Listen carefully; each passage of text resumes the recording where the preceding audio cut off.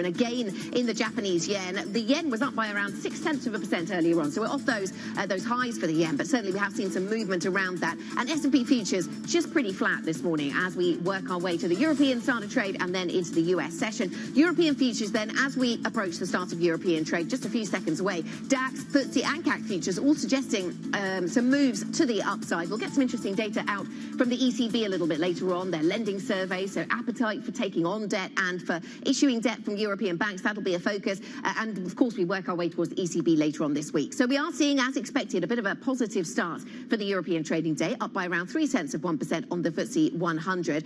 We do see a bit of a boost to the euro and the pound. The dollar seems to be just on the back foot. Perhaps that goes in keeping with the slight risk-on sentiment that we're seeing in broader markets.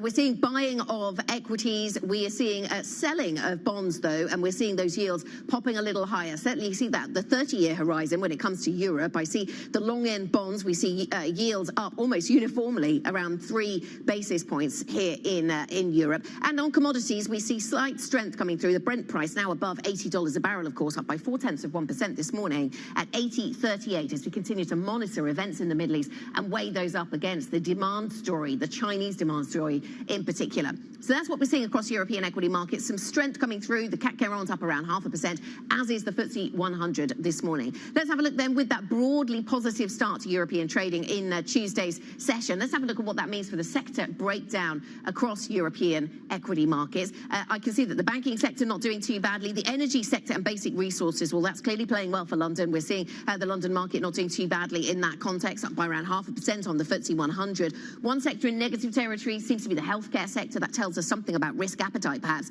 today. But yes, energy and basic resources, so those commodity-focused sectors seem to be the best performing in today's session. A lackluster performance from some of the more defensive sectors, such as health. Now, according to FactSet estimates, S&P 500 earnings in the US are expected to fall 1.8% in the fourth quarter. But with big tech come to the rescue this earnings season? Joining us now is Sophie Lund-Yates, lead equity analyst at Hargreaves Lansdown. Sophie, very nice to have you with us, and a good time to have this conversation because this week we see a number of big tech businesses reporting. Just looking at the whole sector, looking at the sector broadly, are you expecting, the Magnificent Seven and other big tech names to be a positive contributor to the earnings story this time around? Hi, good morning. Great to be back. What a week it's going to be. I think this is the most important earnings slate that we've had in a very long time, is the first thing that I would say. And broadly speaking, yes, I do. I do think that particularly for a couple of the names coming through in the next couple of weeks, I am broadly positive. But with that said, going to contradict myself slightly, the bar has been set incredibly high. So I'm not ruling out some lumps and bumps, but I do actually think at the moment, particularly those that are geared more towards that AI spend. Of course, I'm going to talk about AI. I think that actually, broadly speaking, the outlook statements there for spend are actually going to be pretty positive. So fingers crossed on that one from my end. Okay, so AI continues to be a big theme, Sophie, that you're watching. It's easy to see where in the chip space this is going to be part of the conversation, and we all think about the role that NVIDIA has played here. But where else are you expecting the AI benefits to be evident this earnings season? So a very interesting one from my perspective would be Google Cloud. We know that that's starting from a much lower base compared if we look at the growth trajectory and where they are on that journey. I do think that actually, particularly there's quite a lot of interesting stuff to come out. But of course, we're also expecting to hear from Intel. Now, they've been on quite the ride in recent memory. And of course, they are far more geared towards that kind of personal hardware market more so than other chip makers are. So for me, I think that actually the picture there might not be as bad as people are concerned about. And of course, they are broadening out their AI capabilities as well, but they are not as much of an AI pure play, which I think makes them potentially quite interesting. And of course, we're going to be getting a lot of data from other names, not least Netflix tonight, about what that consumer landscape is doing. And of course, that's going to trickle through into corporations' ability to spend on things like cloud and AI. So really all wrapped up in one lovely package, and we'll see how that goes. Yeah, thinking about the Netflix earnings, as you say, those are coming today. Subscriber growth is usually the key metric to watch there, Sophie. Does it get more complicated with the different tiers of subscriber, or is it still just all about that overall subscriber number? Yeah, so the market is still going to be very focused on subscriber growth because it is still ultimately, analysts in the market want to see that the top of that revenue funnel is being filled with subscriber growth. We're still in that phase of things. But absolutely, the ad-supported tier is a really important metric to watch. We know that it grew, 70% last quarter. We're going to be looking for further growth there because where the consumer landscape is so completely uncertain at the moment. When you look at things like the spiking rates on personal interest loans, for example, personal loans, rather, the interest on personal loans over in the US is a metric particularly that needs to be watched. And that weakening consumer sentiment means that these streamers need to be doing more to try and keep hold of market share in quite a big way. So absolutely, the market does care about ad-supported growth, but it's more the overall subscriber growth that will be the one to watch. And as we move our way through the week, we'll get numbers from ASML a little closer to home. ASML numbers due tomorrow. You make the point in your notes, Sophie, that you still see substantial barriers to entry in terms of the competitive landscape for ASML. Of course, we've followed a lot of the twists in terms of the geopolitics and the way they can trade or not trade into China, for example. What do you think will be the focus with this business?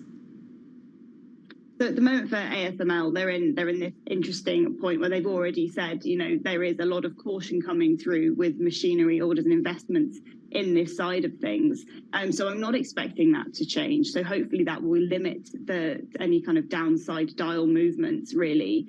But what I would like to see is the outlook statement, and what I would actually I'm broadly optimistic the outlook statement will be suggesting that actually this 2025 kind of inflection point that they're talking about in terms of a sales and demand rebound for the order book, I do think that should very much still be in play because, as you say, the ultimate defensive nature of ASML is the fact that those barriers to entry are incredibly high. There simply aren't many companies that do or can do what they do in terms of providing this machinery for those very tech-heavy chips and the manufacturing side of that. So what I would say in summary for that is that I'm broadly optimistic, but I think that we are limited in what we're going to hear in terms of the short term.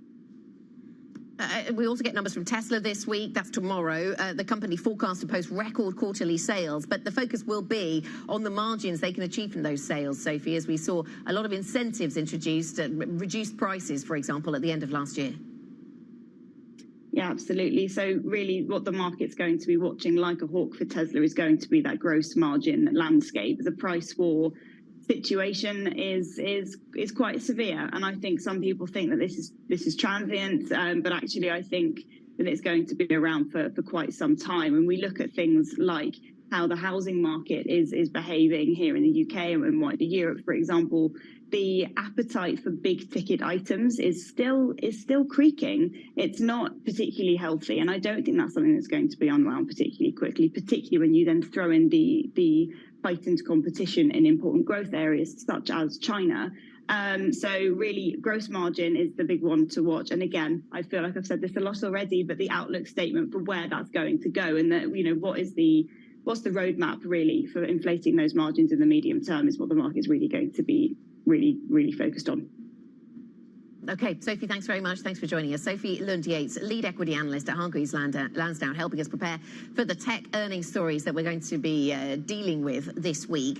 Let's talk about the telecom space, and Ericsson is one of the biggest losers on the Stock 600 this morning after warning that its market outside of China will continue to decline this year. I spoke with the Swedish telecom equipment maker's CEO earlier. We've seen that this year. We've seen large declines in North America, almost 50% down. At the same time, partly compensated by growth in India. And that's really been an unprecedented rollout pace in India. So what we see now going forward is that India will, call it, normalize more, and it will take some time before the rest of the world will compensate that. So what we see is a declining volume coming into 2024, and we plan for that, which means that we work on what we can control. We work on our cost side. We'll do what we can to really trim our costs. But of course, we will continue to invest for building up our enterprise business. So if you look then, what's actually the driver of the need to invest in the network? First of all, it's a customer experience question.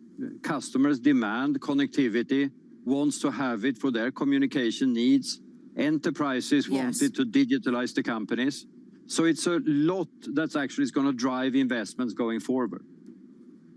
Okay, so that could come to drive investment, regardless of the geography then, Jorge. One of the areas of focus within the sector right now is the role of Open RAN and using that as a technology and selling that product as opposed to the sort of fuller network product that you might have sold in the past over at Ericsson and other telecom equipment companies. I wonder if you think that Open RAN is going to benefit Ericsson in the long run, because a lot of people are skeptical because it leaves space for competitors to get into the business. Ultimately, competition drives innovation. So we're big believers that competition will be there. And that applies to Open RAN as well. At the same time, what we see is that the connectivity will become horizontalized. It is a horizontal technology running all different type of applications on top. So what we think is going to happen is that the network will change architecture, become horizontal, and that will actually allow it to play an even more and important role in digitalizing society, digitalizing enterprises, and that's going to actually drive more demand for network infrastructure. That was Börje Ekholm, the Chief Executive Officer of Ericsson. Coming up on the programme, Bloomberg understands that the EU is ready to get tougher with Hungary over blocked aid to Ukraine. We'll break down the details next. This is Bloomberg.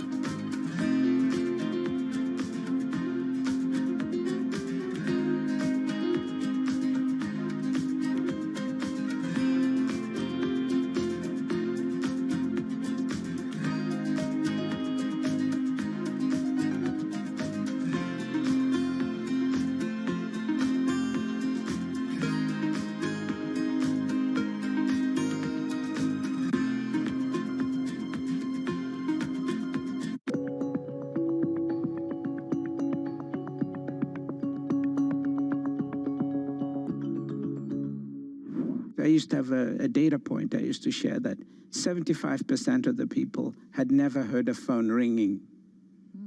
Just think about it. I didn't say had never used a phone. They'd never heard it ringing. Today, 75% of the African people have a mobile phone. They use one. Okay? And we will do the same with the internet in the next 5 years. You know, we will do it as an industry, as entrepreneurs. All we need is the space, and we need investment support, because we are the best investment cases for this in the world.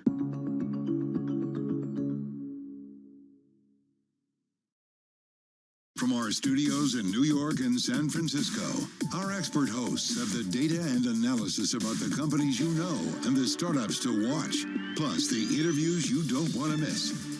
Watch Caroline Hyde and Ed Ludlow on Bloomberg Technology, the only daily business show dedicated to tech, right in the middle of the trading action. 11 a.m. on the East Coast, 8 a.m. in the West.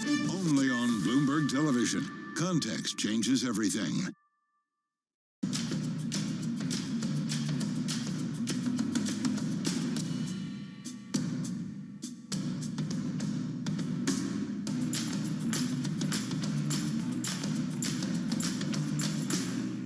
Why do the biggest names in business choose Bloomberg? That is a great question. It's a great question. Great question. Great question. Best question I get all night. Bloomberg, top experts, great questions.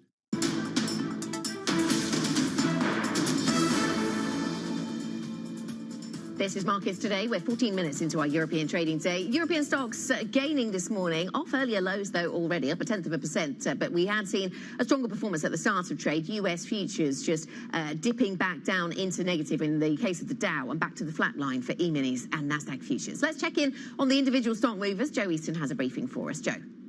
Seeing a drop in Ericsson at the open over in Stockholm, down 2.4% at the moment. The company reporting a 9% decline in their quarterly profit and warning of a deterioration in orders in infrastructure in 5G spending, something we've seen a lot of that from. The only strong part of that report was China. That remains the firm area for them. We're seeing Nokia slipping as well in tandem, coming down almost 1% at the open. A read across from that one in Helsinki. Associated British Foods, meanwhile, the owner of Primark, that one gained around 2% right at the start of trading, but is coming back down now. The UK is pretty strong, but in the statement, they do say that a couple of other European countries have seen a decline in macroeconomic conditions, and that's weighing on some of the sales. The sugar and grocery numbers were pretty mixed, so it does look like Primark is the focus, potentially Europe taking the sting. Out of that one, we've got Swatch Group, down 3%, a warning from them. They have seen a decline in a number of their markets, including some of the big Asian regions as well. Europe, not too bad. The US, pretty weak as well. We're seeing that one down 3%. Follows Watches of Switzerland, that massive profit warning we saw just on Friday. So it's another bad news for the timepiece sector today. I was going to do Swatch shares ticking lower. I wanted to do that one last week, but I didn't get round to it. I haven't got time for these watch puns. But anyway, Sanofi, that one down 0.5%. They are doing that $2.2 billion deal for an American company that makes a skin immune deficiency drug, and that one is declining. It is a big layout for them today. And then I've brought up IDS, the owner of Royal Mail. They've got an upgrade over at HSBC following strong earnings from them last week. So that one getting a boost here in London. In terms of Logitech, this is the software firm out of Switzerland. It's Enterprise Tech. They've got some weak numbers out this morning. So that one sliding 5%, one of the worst performers we've got today. I brought up IAG because United Airlines yesterday in the US, very strong numbers from them. United Airlines up around 6% in the aftermarket, but we have actually seen just moments ago a broker note from Oddo downgrading a swathe of European airlines. So IAG actually gave up some of the early gains in that one. So that one pretty much unchanged, but airlines in focus once again. BCP, this is a bank over in Portugal. Fosun in Hong Kong selling a big stake in this. They're one of the biggest shareholders looking to raise funds in terms of Fosun. So that one sliding 6%, was the worst performer on the SXXB today. Then a couple of broker moves to finish off with. Nordex gets upgraded at Goldman Sachs. They are going buy on that one. Nordex had some pretty weak numbers recently. Meanwhile, Campari, this is the owner of Aperol, our Aperol Spritz favourite drinks in the summer. That one gets an upgrade to buy over at Citi. And a big mover is HelloFresh. This one overweight at Morgan Stanley, who says it's not about the food package deliveries now. It's all about the ready meal that the company is trying to move into. They're moving into the ready meals. Morgan Stanley likes that one, and that one is gaining 5.8% in Germany. Yeah, what does that say about our willingness to go to any efforts in the kitchen, I wonder, Joe? Thank you very much. Joe Easton from our equities team with a rundown of stocks on the move this morning. Now, Bloomberg understands that EU leaders are ready to play hardball with Viktor Orban if the Hungarian Prime Minister continues to block aid to Ukraine. It comes ahead of an extraordinary summit that takes place in Brussels next week, where members will vote on a support package worth more than $54 billion. Let's bring in Bloomberg's Maria Tadeo, who's been following this relationship over recent years very carefully. Maria, Hungary then has been something of a thorn in the side of the EU, as we've talked about in the past, and certainly that's been expressed most recently in Hungary's stance toward Ukraine. So is the EU able to sidestep Viktor Orban, to take him out of the decision-making process in some way? Well, yes, Anna, and as you say, there will be a summit next week on the Thursday. Obviously, the only reason why they decided to call this summit is because they could not get a breakthrough in December right before Christmas, because Viktor Orban said he would veto and use that veto. Remember, council decisions in the EU have to be approved unanimously, and the Hungarian Prime Minister made it clear he was not ready to sign off the 50 billion euros for Ukraine over the space for years. Now, what we understand, however, is that the mood from European officials has changed over the past few weeks. They really want to get this package approved. They do not want to drag and delay the story anymore. That also goes in line with the comments that we had with the head of the Commission, Ursula von der Leyen, last week from Davos, saying ideally, in an ideal world, every decision would be approved unanimously. That means the 27 countries, including Hungary. But if that was not the case, there are other ways, other vehicles the EU could use to provide this aid to Ukraine. So therefore, that means that with or without Viktor Orban, you could see an EU 26 solution to this problem. Nonetheless, however, Anna, I think you spot, or basically you got to the real core of the tension here, which is this friction that we see now emerging between Brussels and Budapest. If you get to a sidestep solution next week, that means that, okay, you save the date, but of course what happens when this becomes a systemic problem? And remember, for Hungary, it is crucial for Viktor Orban to some extent to maintain that tension with European institutions, because he's based his political career, his political campaign, a lot of that is based on that. Right, yes, and it'll be really interesting to watch whether sort of friends of Hungary rally round in support. We've certainly heard supportive commentary coming through from the Slovakian Prime Minister, Robert Fico, for example. So, Maria Tadeo, thank you very much in Brussels, and of course you'll be tracking that meeting when it takes place next week. Coming up, we look at what's driving farmers' demonstrations in France, and if the new Prime Minister can calm tensions just 2 weeks into the job, and just hot on the heels of some protest activity, certainly from the same sector over in Germany. Are there any parallels? What do we need to take away from this? More on that shortly. This is Bloomberg.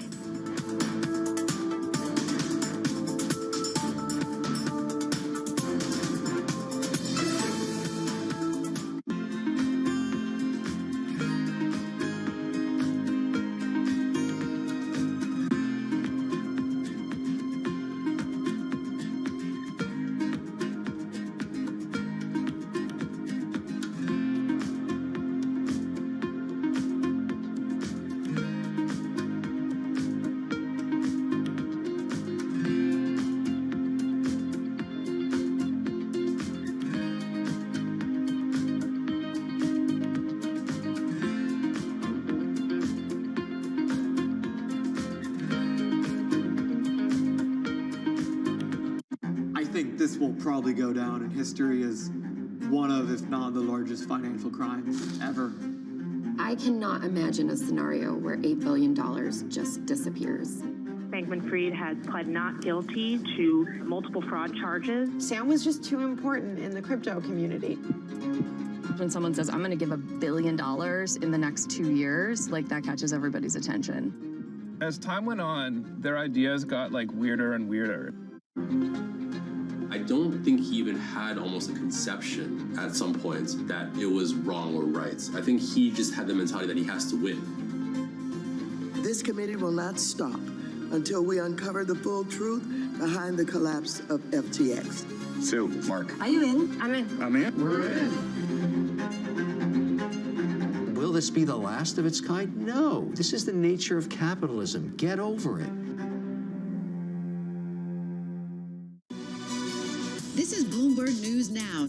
News when you want it at the touch of a button. Another volatile day on Wall Street. We're seeing big moves. All eyes on Capitol Hill as Democrats and Republicans prepare. Today's job numbers casting doubt on the Fed's next move. Inflation remains front and center. And that's news when you want it with Bloomberg News Now. Get it 24/7 on the Bloomberg Business app, Bloomberg.com, and anywhere you get your podcasts. Bloomberg News Now. Context changes everything.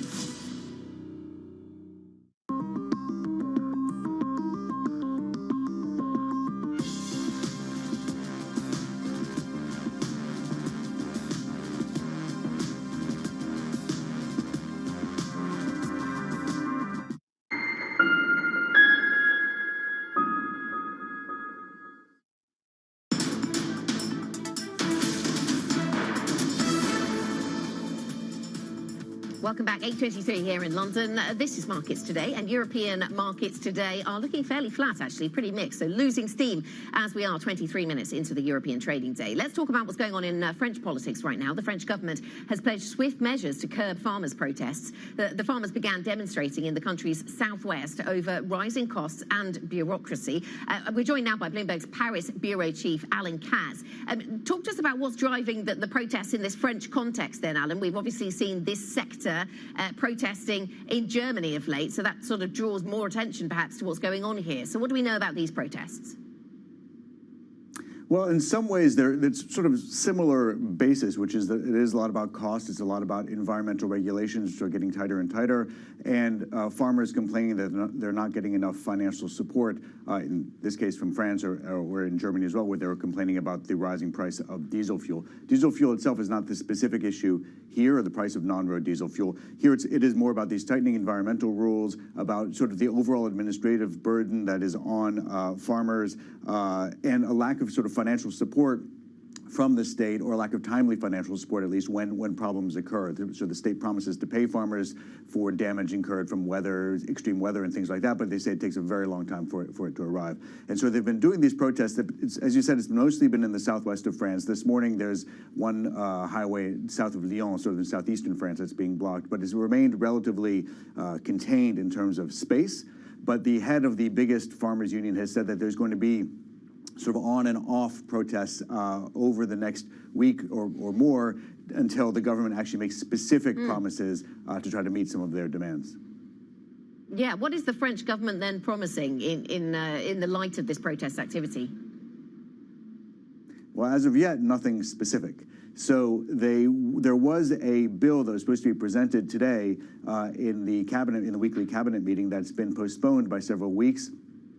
This bill was meant to make agriculture a more attractive industry for younger people to go into, because there's been a decreasing number of farmers in France. That bill's been delayed to sort of, they said, to enrich it with perhaps some new measures to make it more attractive for farmers to go into the industry. So they might add some things to that bill, but as yet there's nothing really specific. In December, they did do a few things to help farmers, including delay or phase in over 6 years the increase in the price of non-road diesel fuel. But so far we're saying we're going to help, we're going to do something, but nothing specific yet, which is why these protests haven't stopped. Okay, Alan, thanks so much. Thanks for the briefing. Bloomberg's Alan Katz joining us now from Paris with the latest on the French farming sector. Coming up on the programme, Bloomberg has learned that China is weighing a stock rescue package of almost $280 billion. Sounds like a big number. What sustainable impact will it have on the Chinese market, or indeed on the Chinese economy? We'll get to the details of that shortly. This is Bloomberg.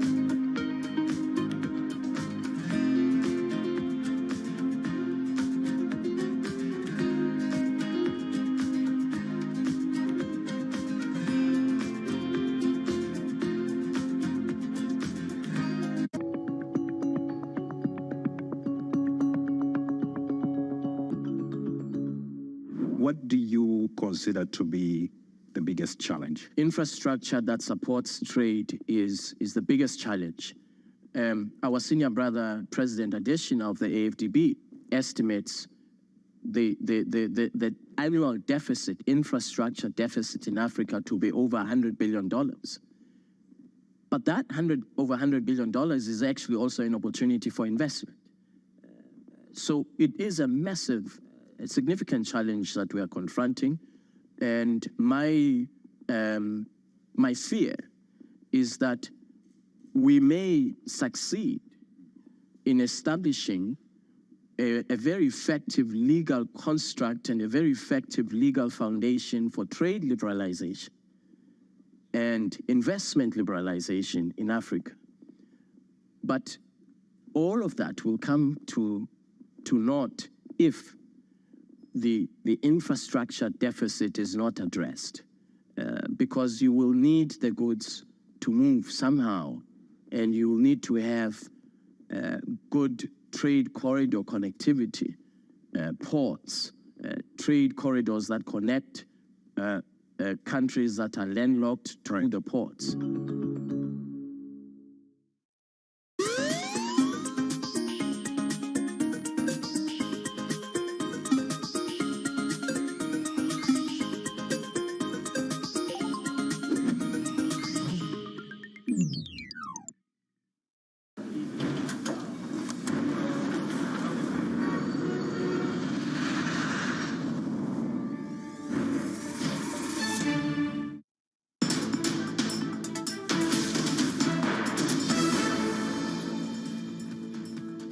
This is Markets Today. We're 30 minutes into your European trading day. Here are your top stories.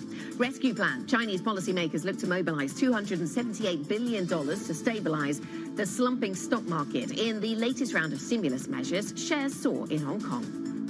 Looking for clues, the Bank of Japan keeps its key policy rate unchanged and investors guessing over when it will shift its policy. Plus, Ericsson falls after warning its market outside China will continue to decline in 2024. The CEO tells us the Swedish telecom equipment maker will trim costs to compensate. Welcome back to the program, everybody. So 8:30 here in Europe, so half an hour into our European trading day, and we certainly have lost some steam as we've gone through the first hour of trading. We started out this session in positive territory, quite firmly so actually, up by almost 0.5% on the London and the French market, but now we lose steam. We're down 0.1% on the Stock 600. The FTSE is performing a little better than the rest, perhaps, and perhaps we have basic resources and energy to thank for that, but that's what we have at the moment. We have the FTSE fairly flat, but elsewhere some negativity. Actually, the DAX is pretty flat as well, but the Spanish IBEX down by 0.5% this hour, and the FTSE MIB down by 0.25%. Let's take a look at some of the sectors that have been on the move then and see where that takes us in terms of the European equity market picture.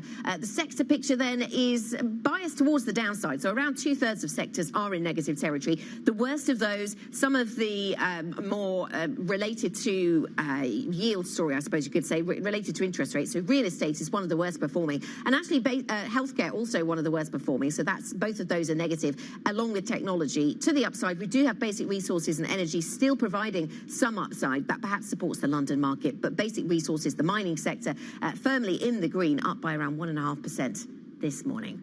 Here's what we're watching out for then today.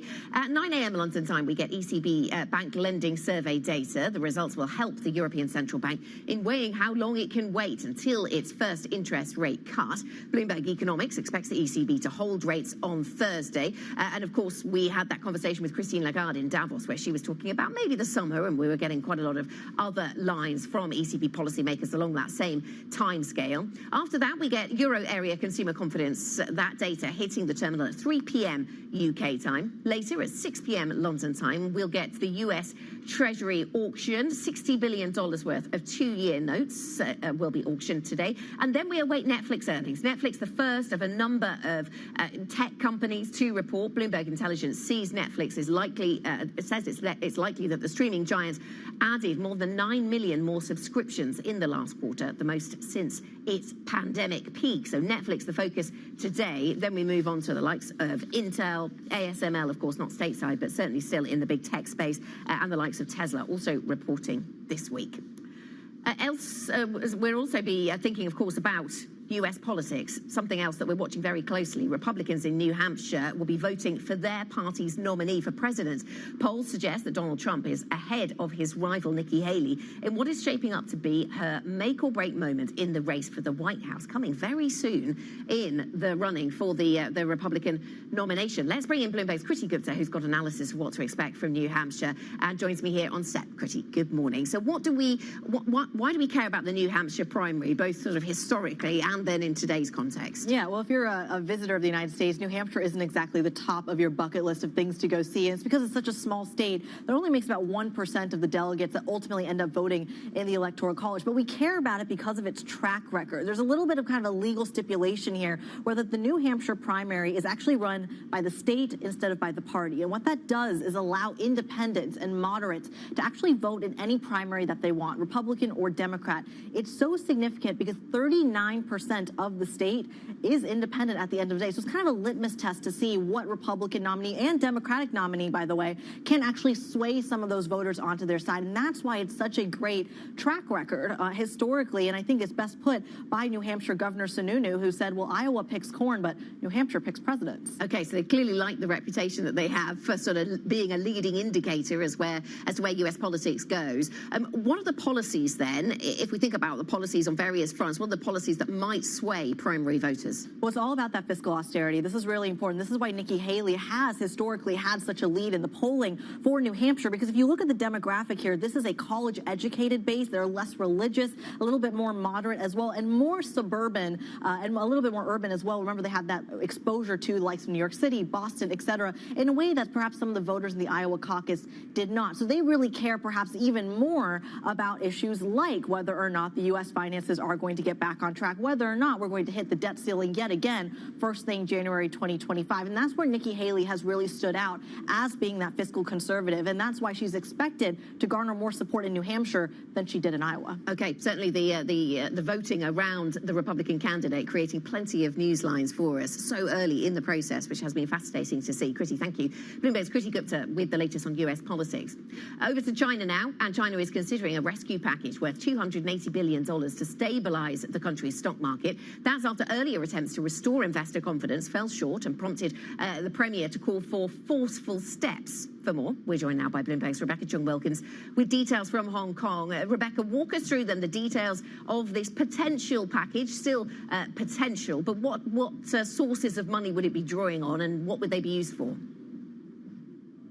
Yeah, so the headline figure is pretty hefty, 2 trillion yuan of funds. Most of that's going to come from the offshore assets of state-owned, various state-owned financial institutions.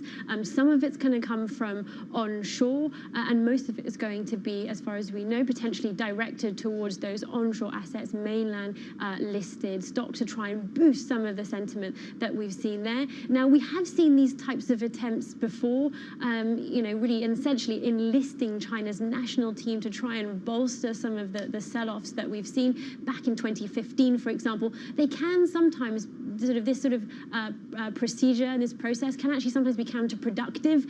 So we've seen that a little bit in the stock reaction today, sort of up, down, and somewhat eventually settling somewhere a bit more muted.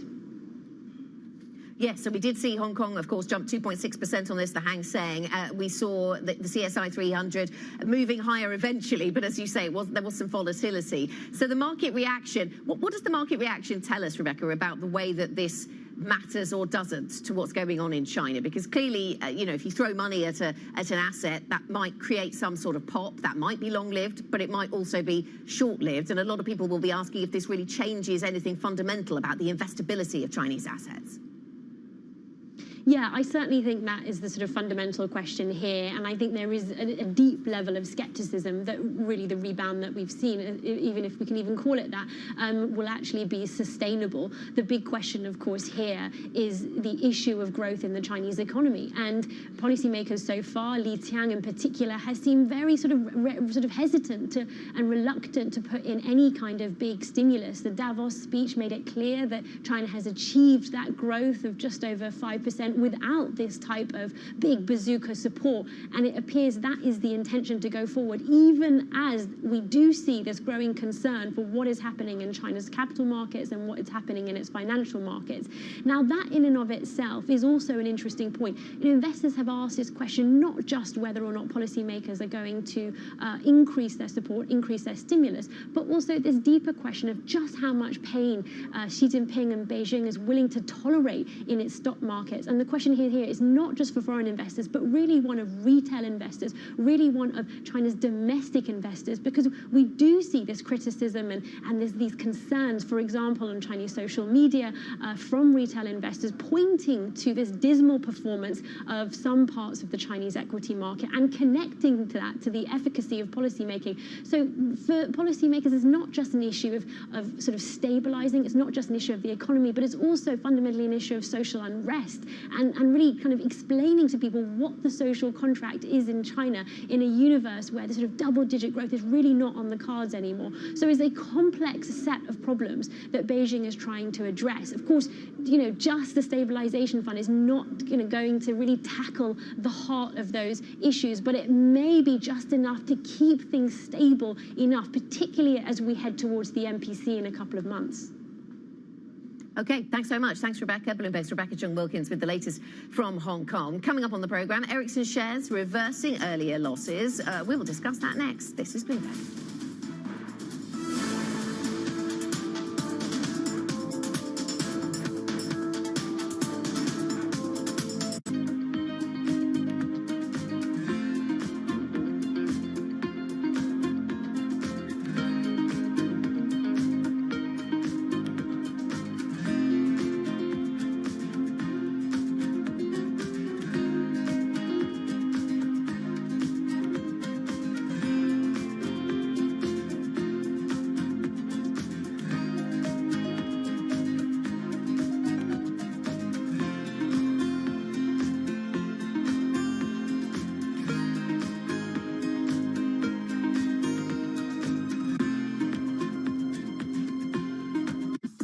Buffett is somebody you've met and you know.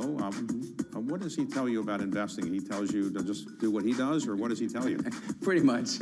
I mean, one of the things we have this great connection about the love for baseball, and the reason why Warren and I got to know each other is he insured my contract, the 252.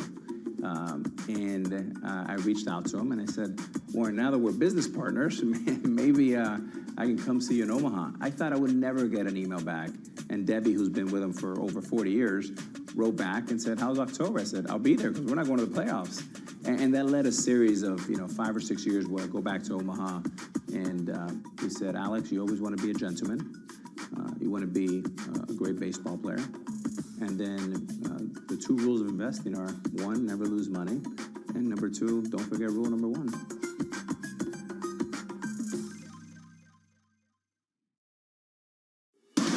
From the world of politics to the world of business, every weekday at 5 p.m. Eastern Time, hosts Joe Matthew and Keely Lines deliver news, insight, and analysis live from Bloomberg's Washington headquarters.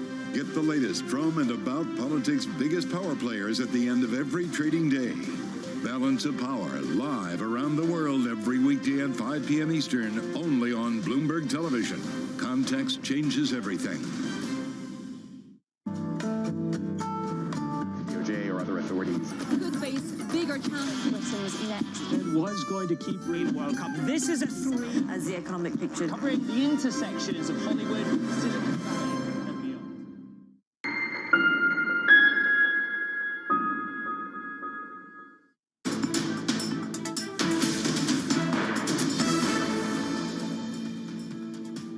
Welcome back. This is Markets Today. 42 minutes into the European trading day for this Tuesday morning, and losing steam a little as we go through the European trading day. Something that has managed to turn around earlier weakness, though, is the share price of Ericsson, to some degree at least. Let's talk about that story now. Sweden's Ericsson has warned that its market outside of China will continue to decline this year. That's even as the telecom network equipment maker beat earnings estimates in the fourth quarter. Shares currently trading fairly flat after earlier losses. Let's get more on the story now with Bloomberg's Gillian Deutsch, who joins us with analysis. Gillian, thanks so much for coming to talk to us. So Ericsson is warning that its market outside China will continue to decline this year, given the uncertainties that mirror last year. So which of the uncertainties are they talking about? When I spoke to the CEO earlier, he was talking about the contrast between the US and the India story last year.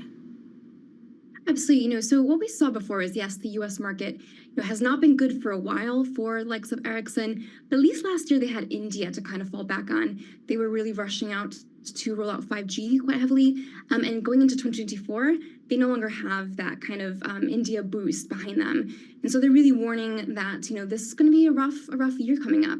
The CFO is telling me, it's going to be choppy waters ahead. And so they're trying to focus more on, keeping expectations quite low and also kind of focusing on what they actually can control. And part of that is trimming costs. I know the CEO did tell you that they've also, cut their costs by 12 billion kroner last year. We're going to be looking at more and more of these kinds of cost-cutting measures. Yeah, he certainly was suggesting that it was all about the self-help measures, and so your attention does turn in that situation to the cost base. Why did Ericsson's $14 billion deal with AT&T, Gillian, not rally investors more? This was a new type of deal for Ericsson, we understand, Open RAN, moving into that sort of more open architecture, and it was a win against the rival Nokia, but it hasn't necessarily boosted the share price sort of wholeheartedly. What are the reservations there? Yeah, it's such an interesting story, actually, because yes, this was a massive landmark deal for Ericsson. They're really the first to kind of roll out Open RAN with AT&T. This is a technology that's been talked about for a long time, but it's only finally happening now. And Ericsson was successful. They beat out Nokia for that massive contract. While that looks really good at the end of last year when that deal was announced, on the larger scale, the concern is that actually by unleashing Open RAN, this allows operators to actually pick and choose different parts from different operators. Now you're going to open the door for a whole bunch of possible rivals. While we don't see them yet, the fear is that they'll eventually come and kind of, uproot this Nordic duopoly we've had for years. And then are there any bright spots then, given we've talked about the sort of lackluster reception to the Open RAN deal with AT&T, we've talked about the difficulties in the US market last year. Are there any bright spots in today's Ericsson report? Absolutely. It's not all doom and gloom today. They did beat some earnings estimates. Like I said, they've been focusing a lot on the kinds of costs that they're going to try to trim, the things that they can actually control. We also saw some good numbers from specific parts of their portfolio for cloud, for example. It's something they're really trying to push is like, yes, we're not seeing this massive push for 5G yet, and especially not for 6G, which a lot of operators like Ericsson are trying to push. But at some point, they're going to have to. We don't know exactly when, but customers really want the fastest, most reliable networks for their phones, for their Wi-Fi. So at some point, they're going to have to upgrade. So there will be optimism someday. It's just a question of when. Okay, and where does that leave us in terms of Nokia then? Nokia reporting on Thursday, I understand, Gillian. Is it likely to be a similar story or different? I think it'll be quite similar. Unfortunately, yes, there is some optimism someday, but it's definitely not for this earnings round. And even for Nokia, what's unfortunate for them is they don't have this AT&T deal to really point to try to spark some confidence. And they're also facing, the sluggishness to roll out 5G, the disinterest in 6G, the concerns about what Open RAN actually means. But so we probably will see a very similar narrative throughout the rest of the week. Okay, Gillian, thanks so much. Bloomberg's Gillian Deutsch joining us there with the latest on Ericsson. Now, if customers for telecom equipment seem lackluster and lack willingness to invest, then what about some much smaller outlay, computer accessories? It seems we don't want to buy those either. Let's talk about what's going on with Logitech. Shares dropping as much as 6.6%, in fact, a moment ago. They're currently still down quite substantially, as you can see from that chart. They have reported numbers, the Swiss maker of computer accessories, a boost to guidance. That was a positive, but that was widely expected. The shares had a strong run ahead of the results, I'm told by colleagues as well, up about 34% in the 3 months through Monday's close. And so that has left the share price vulnerable, perhaps. In terms of the analyst commentary we're getting through here, analysts over at Stifel saying that Logitech delivered on another guidance raise, but notes that the stock's valuation has become high. So it seems as if running up against that expectation and that previous strong performance is a bit of an issue here. So let's turn from the individual stocks to the broader market. Goldman Sachs chief economist Jan Hatzius says the Fed is on track to achieve a soft landing in the US economy, adding that a March rate cut would make sense. A year ago, we said that this cycle is different coming into 2023. This cycle is different. It's not like the traditional overheating demand-driven cycle, but really a normalization post-COVID, which allows you to bring down inflation even while maintaining reasonable growth and employment growth. And I think that's playing out. And so the Fed is on its way to achieving the soft landing. Obviously, no guarantees, but I like what I'm seeing. Yeah, we heard from Governor Waller just last week, and he said, we have to be careful, at least no hurry to start cutting rates. So it seems to actually, lead to this sort of repricing in the market. There's still a chance, though, that a March cut is now a coin toss. Goldman Sachs, though, you're saying is quite likely. How strong of a case is it for a March cut now? It's still our baseline because I think it is consistent with the inflation data and what we heard from Chair Powell at the December press conference when he said that they would like to cut well before inflation gets back to 2%. Now, core PCE inflation has been running at 2%, actually slightly below, for the last 6 months. The year-on-year rate is still closer to 3%, but by the second quarter, we'll probably be pretty close to 2%. So if you combine all those things, then a March cut would make sense. That said, a March cut or cuts in general over the next few months under our forecast are somewhat optional because of what I said earlier. The economy is holding up, pretty well. We don't think it's essential that they cut here, but it would be consistent with the signaling.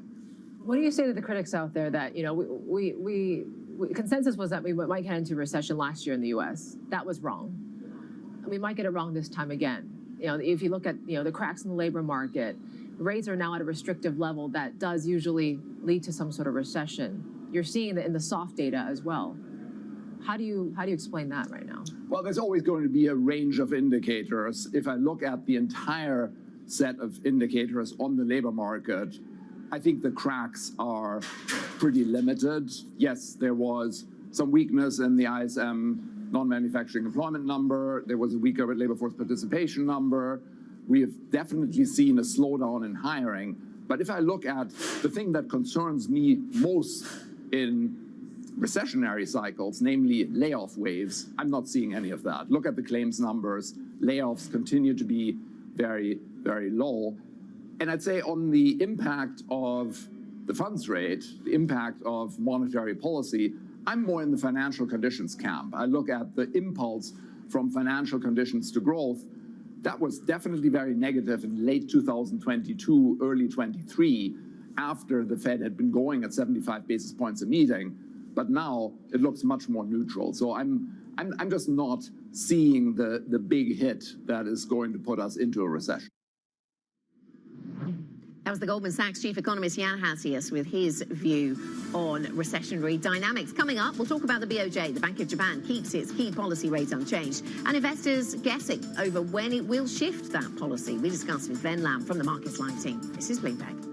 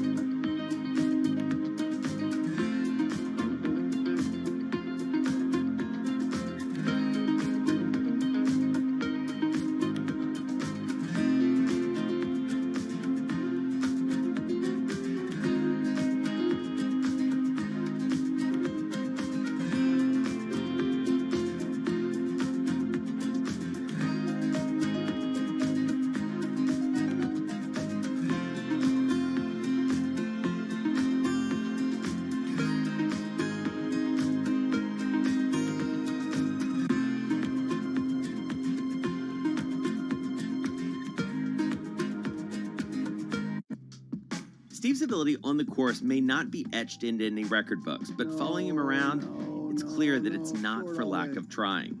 Jeez.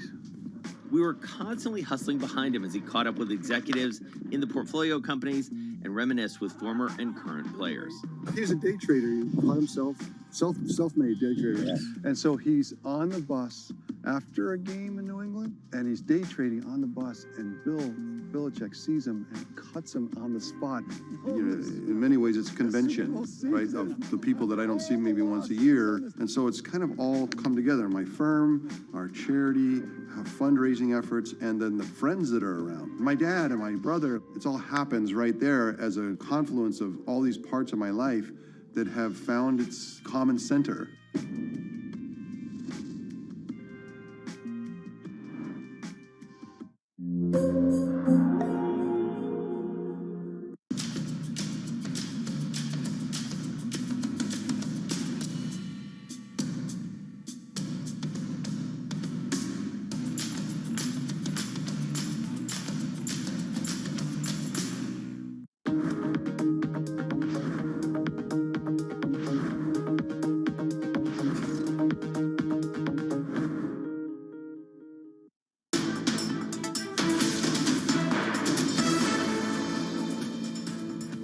This is Markets Today. We are 53 minutes into our European trading day that has certainly lost ground since it started. We started up by around 0.5% on some of these markets. Now we have the FTSE only just into positive territory. The DAX down 0.2%. The CAC 40 down by 0.3%. Let's talk about what's happening in the markets then. Ven Ram joins us from the Markets Live team. And Ven, we thought perhaps we might get something of interest to discuss when it came to the BOJ. And certainly when it came to the statement from the BOJ, the decisions they made, there was sort of nothing to see here.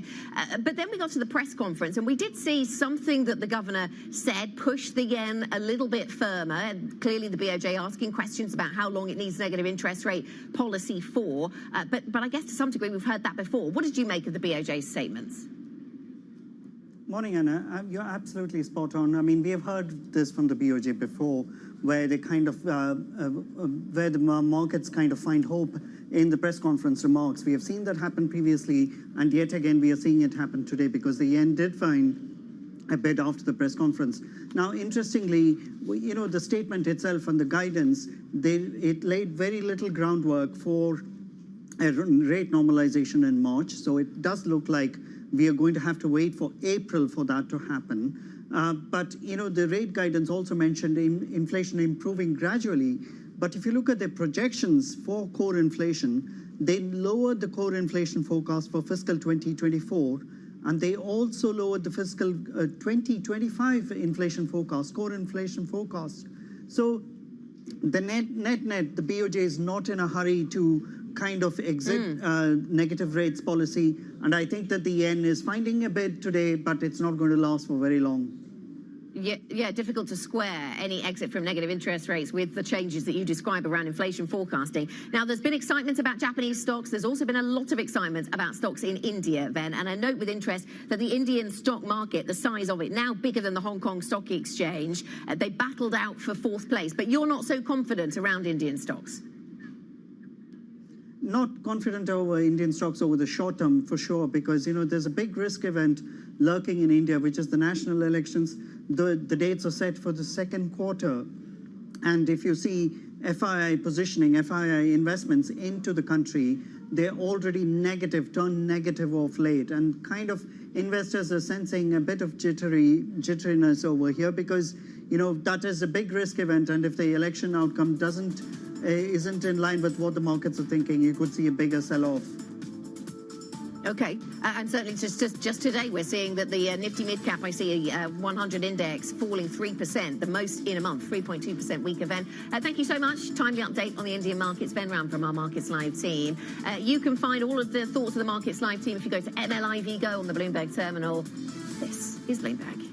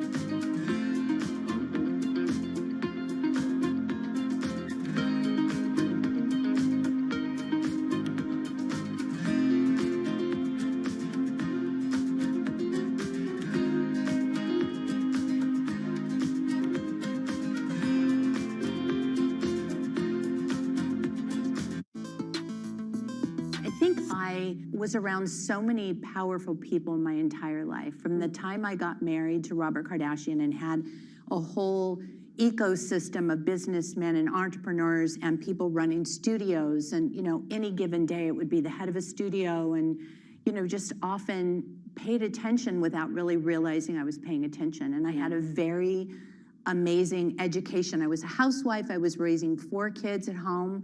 I had the most blessed situation, but at the same time surrounded by these business situations that I didn't even realize were happening right in front of me, but I must have been absorbing it because there's so many times I've like brought up in my mind one of those conversations that I had learned from. And so I think I had a very lucky and blessed existence that way.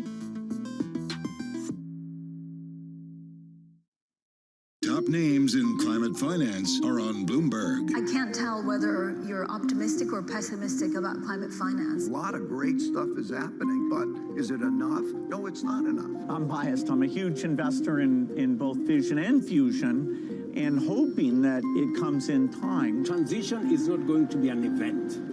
It's a process. But at the end of the day, it's the right thing for the planet, it's the right thing for the industry, and there is business opportunity. Always on the heartbeat of the tech sector. Spread across global markets. The real-time data aspect is going to be important. We're going to bring you expert analysis on that. Sure. Don't miss Bloomberg's interview with the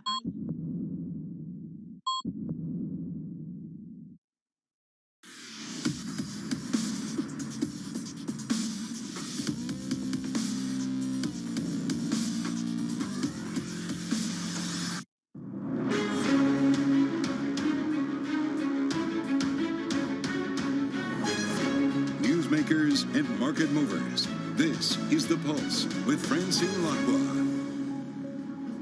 Well, good morning, everyone, and welcome to The Pulse. I'm Francine Lacqua here in London with the conversations that matter, and here's what's coming up on today's program. Rescue plan. Chinese policymakers look to mobilize $278 billion to stabilize a slumping stock market in the latest round of stimulus measures. While the Bank of Japan keeps its key policy rate unchanged and investors guessing over when it will shift its policy.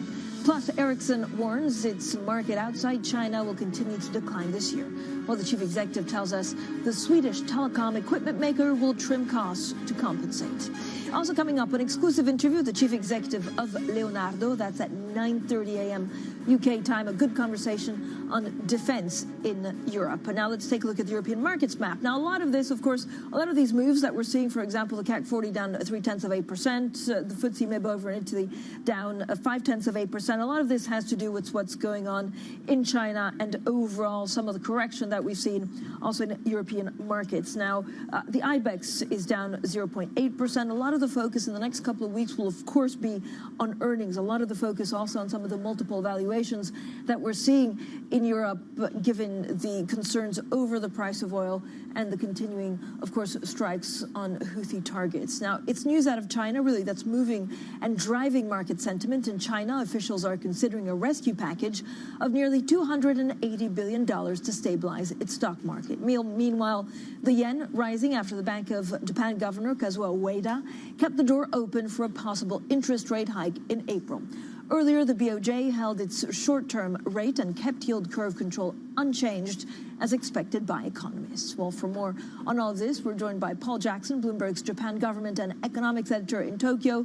But first, let's also go to Hong Kong and speak with Rebecca Chung-Wilkins, Bloomberg's Asia government reporter. Rebecca, thank you for joining us. So China drip-feeding the stimulus policy in recent months. What's different about this potential package apart from the size of it? Well, I think that's a question that a lot of investors are sort of a piecemeal effect towards sort of supporting the economy. Now, 2 trillion yuan of support via the stabilization fund is a pretty hefty headline number. We expect that to come mainly from offshore assets of state-linked and state financial institutions based in Hong Kong, but really to support the retail investor environment. The question here is not just really about trying to change the direction or the sentiment in the broader market, but also about about trying to improve things for retail investors in China too. That is the connection that the average person who has exposure to Chinese stocks does connect. Beijing's efficacy in policy making and trying to turn around the economy and trying to restore growth amid this backdrop of falling and continuing weakness in the property market. So, Rebecca, how had investors actually reacted to this potential package? Again, a lot of questions, a lot of we need to wait for the details. But is it broadly positive? A little bit positive. It's worth saying that we have seen these type of measures before, particularly back in 2015 when we had that stock market bubble. And sometimes these measures can actually be counterproductive. And I think that's why, for example, in the CSI 300, very little reaction actually at the outset. And then slowly it ticked up just a little bit higher. The Hang Seng was faster to respond, bumping up. But I think there is this deeper skepticism, particularly among foreign investors, around the direction of travel for the Chinese economy. This is not just a question of stabilizing what has been sort of quite a battered market. We had this series of grim milestones for the onshore and the offshore Chinese equity market. It's not just a question of sort of momentary stabilization. It's really a question of the broader, longer-term approach of policymakers and just how much stimulus they are willing to inject as we continue to see some parts of financial markets really sort of dwell in the doldrums here. And I think for many foreign investors, they're not seeing enough support coming through to sort of change a more fundamental question around the investability of China.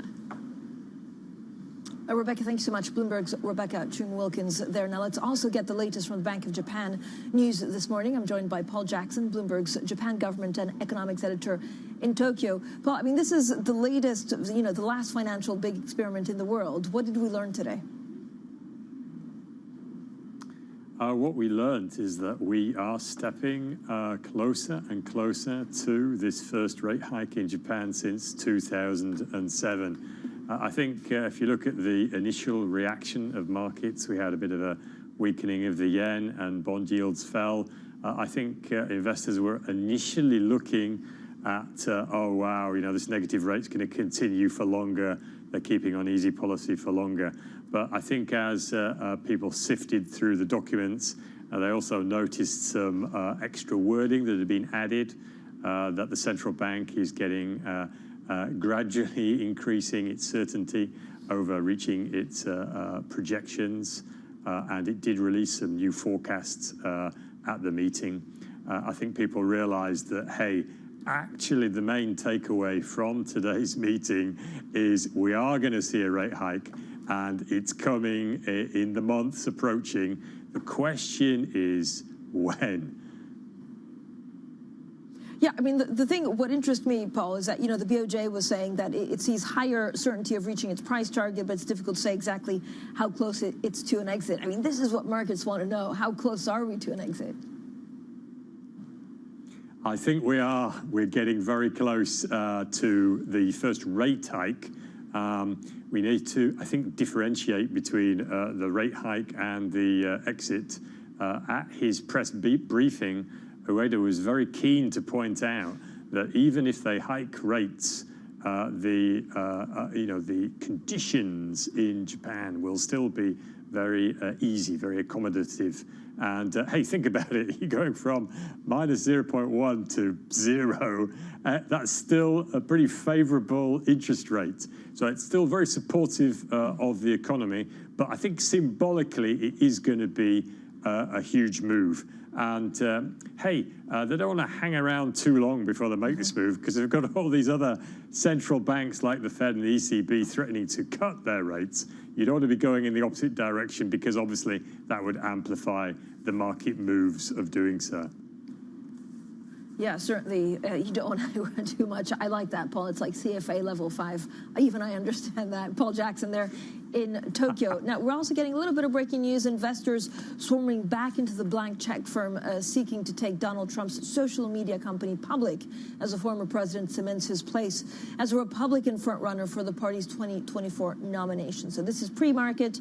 Digital World Acquisition Corporation, you can see, surging nearly 200% over a 6-day winning streak as shares power to the highest level since May 2022. Pre-market up 12%. Again, this is a huge day because you have the New Hampshire caucuses today. Now, coming up, we'll be looking ahead to the ECB's rate decision on Thursday, potential opportunities in fixed income with our markets guest, Vasiliki Pachatouridi from BlackRock. That's next, and this is Bloomberg.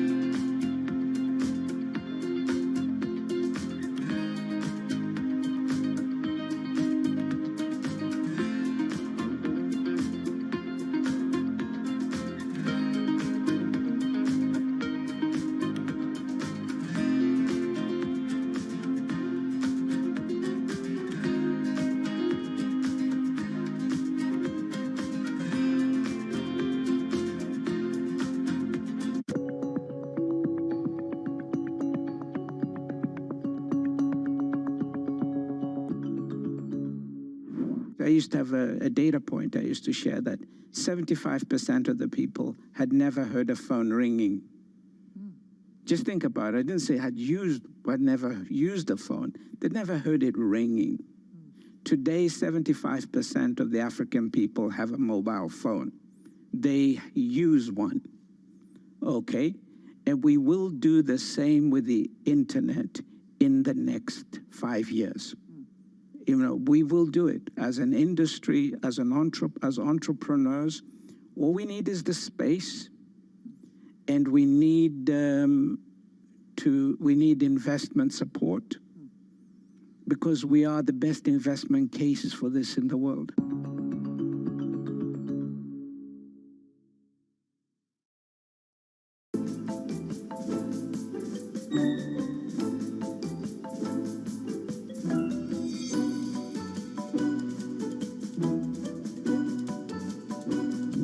Later got asked to be the head of USAID. I got that job when I was 36 years old. 36 years old. You're running USAID. How many employees does it have? We had 11,000. And did you feel qualified to run something that big? I did until, the work started.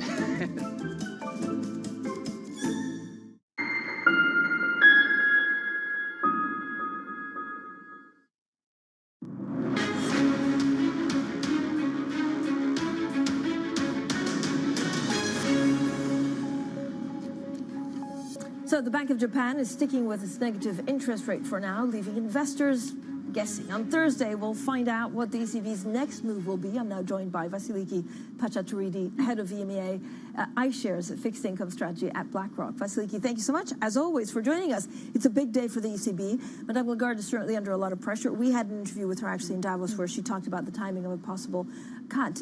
What's the central bank thinking right now? Are they worried about credibility? Yeah, absolutely. I mean, we don't expect any major announcements this Thursday, and I think that's pretty much the consensus out there. Possibly they're going to push back a little bit on the dovish kind of sentiment from the markets. They're going to stress the data dependency, but our expectation is that the ECB, once they start cutting rates, they have more room to cut versus the Fed. And also what's good for the hands of the ECB and their credibility is the fact that we think that they can't deliver what the market is expecting. So those 5 cuts that the market expects, we think they have room to do that, which in other central banks, in the case of the Fed, for example, I think that credibility issue comes there because the market is pricing in 6 cuts and we think that they're going to go only 3 times.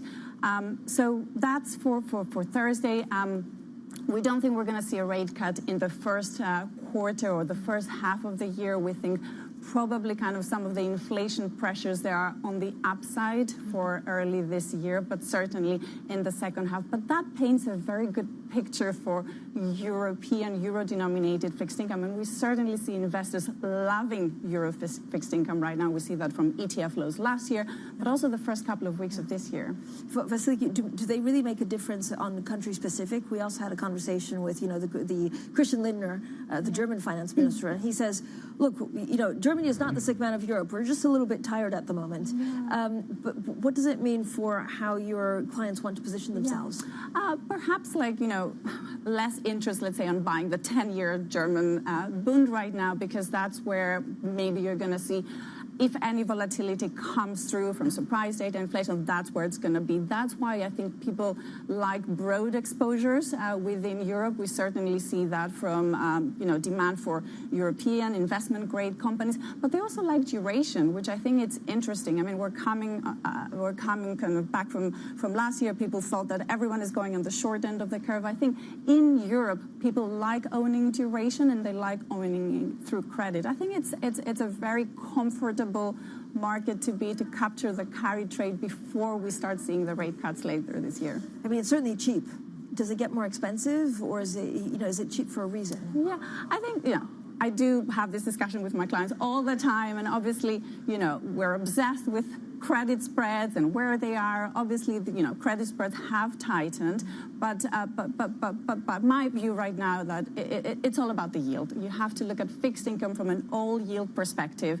We like the income in fixed income, and we haven't been having that for so many years. So I think we have to shift our mindset a little bit and look at all-in yields that you're getting and the income cushion that is there right now. And also, we like, for example, European fixed income relative to European equities. And I think, it took me a while to get my head around that. But the European economy, we're not seeing any signs of the economy bottoming out. And I think European investors, having been burned so much, they're willing to wait, which makes, on a relative basis, European fixed income more attractive.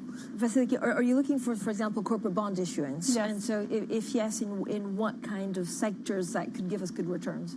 Yeah, I think right now, because there is so much demand, people cannot be that picky. I mean, we've seen, issuance was fairly limited last year. The first couple of weeks of this year, issuance has picked up, but there's just so much demand that people need access. And that's why we see investors, for example, accessing the market through ETFs, which is a broad-based exposure to the market.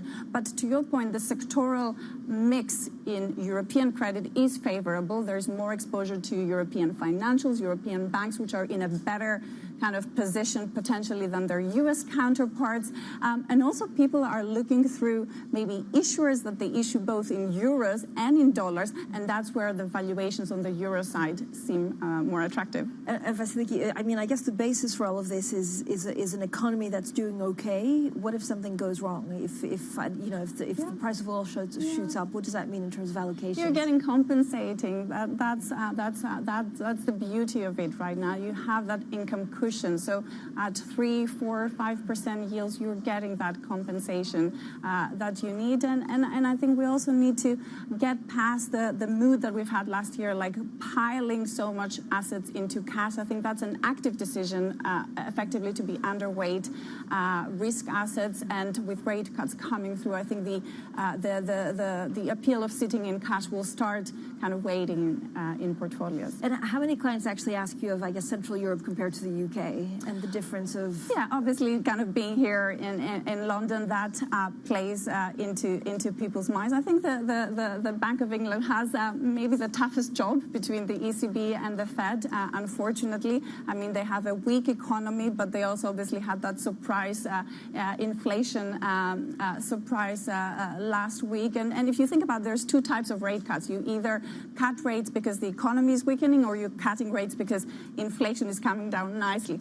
They're in a tough spot. So we think that the BOE will cut probably 4 times, so more than the Fed, but less than the ECB.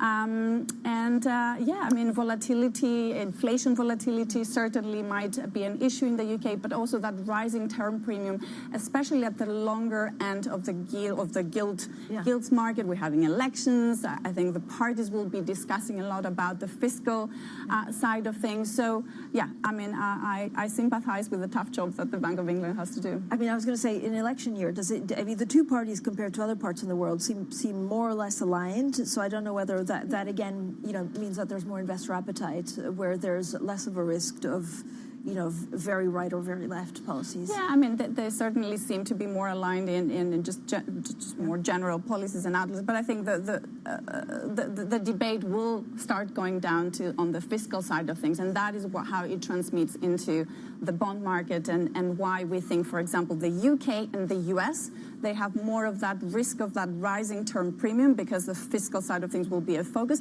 less so in Europe for now. So we're looking for structural things, like whether inflation acceleration could come and be a structural causes. I think in the UK, sadly, that is the case as well. I mean, the acceleration that we saw last week was on the back of kind of supply, the labor market tightness.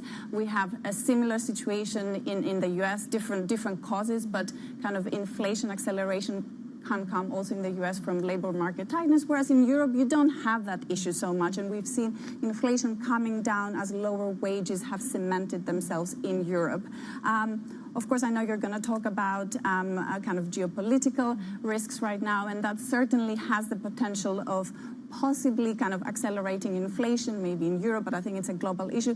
But my point on kind of geopolitics is that any inflation overshoots, they're more near-term and more transitory. Thank you so much, as always, Vasiliki Pachatouridi there from BlackRock. Coming up, Israel reports 21 of its soldiers were killed in Gaza yesterday, the worst single-day death toll for the military since the war against Hamas began. We'll have the latest for you next, and this is Bloomberg.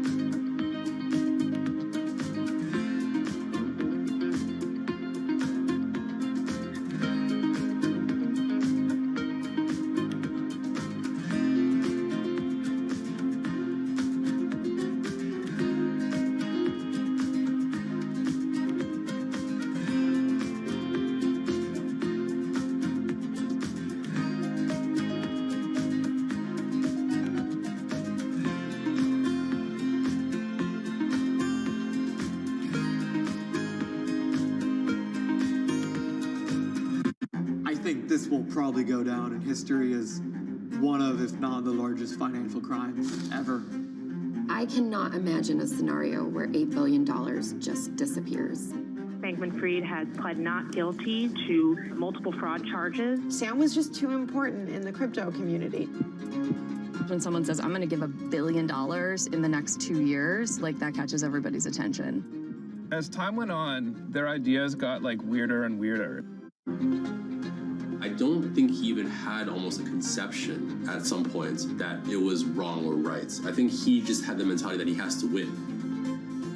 This committee will not stop until we uncover the full truth behind the collapse of FTX. Sue, Mark. Are you in? I'm in. I'm in. We're in. Will this be the last of its kind? No. This is the nature of capitalism. Get over it.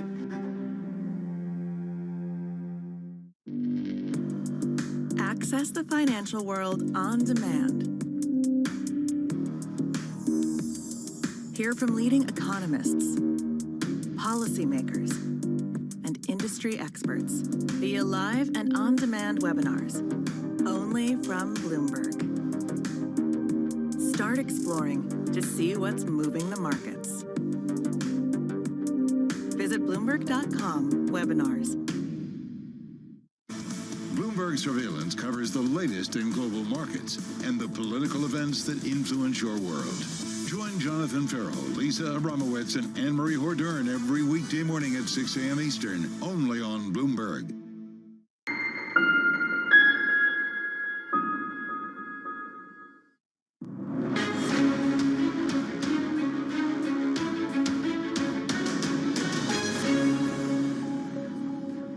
Israel says 21 of its soldiers were killed in Gaza yesterday. It's the worst single-day death for the military since the war against Hamas began in October. Now, the Hamas-run health ministry in Gaza says Israel's attacks have killed more than 25,000 people. Now, for more on all of this, I'm joined by Bloomberg's Israel bureau chief, Ethan Broner. Ethan, do you think these deaths of soldiers will have an effect on the mood in Israel?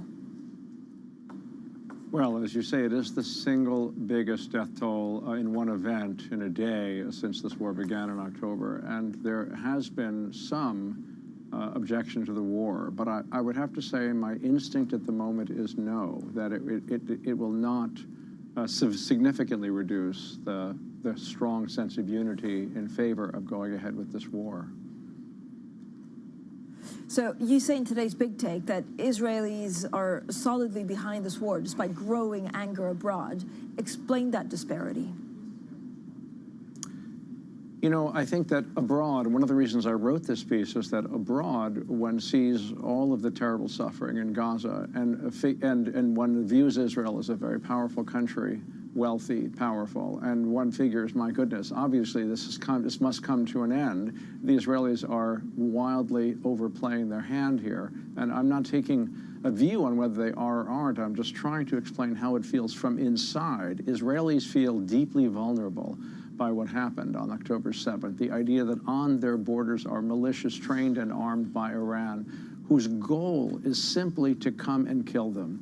And therefore, there is an incredible sense of unity that this attempt to destroy Hamas and to send a message to similar militias on the border is legitimate and important. Ethan, are Israelis worried about how the world now views the situation?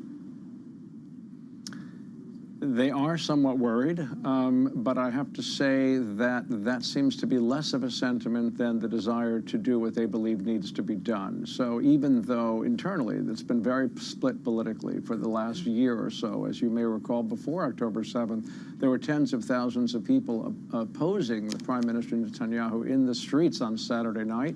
That division has been sort of papered over for the purposes of this. He's still quite unpopular, but his opponents and his supporters are standing firm in this desire to move this forward. There's also a kind of a dual phenomenon, which is, on the one hand, you have the West and its supporters, Israel's sort of allies, that they're worried about. On the other hand, they feel the more important audience for what's happening are its enemies on its borders, to whom a message must be sent that Israel, too, is willing to be as violent as necessary to get something done.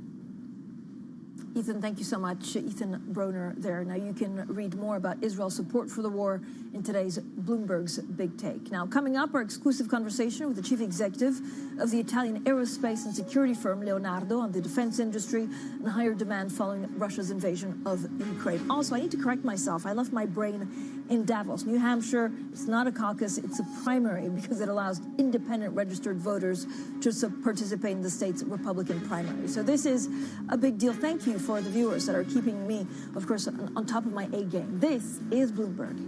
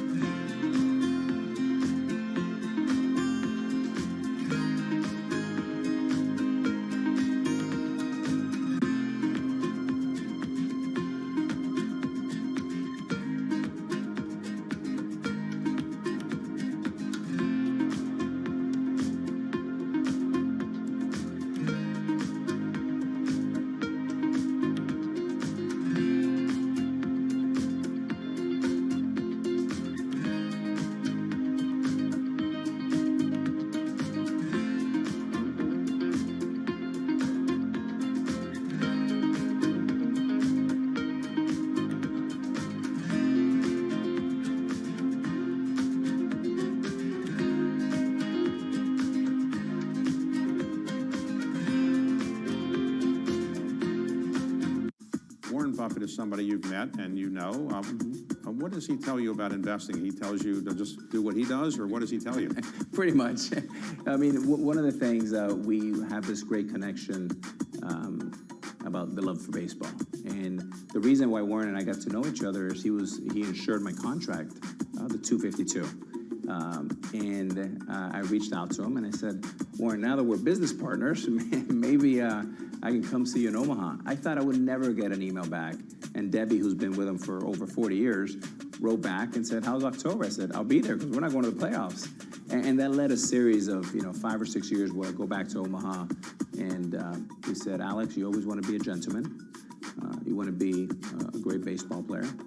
And then the 2 rules of investing are, 1, never lose money, and number 2, don't forget rule number 1.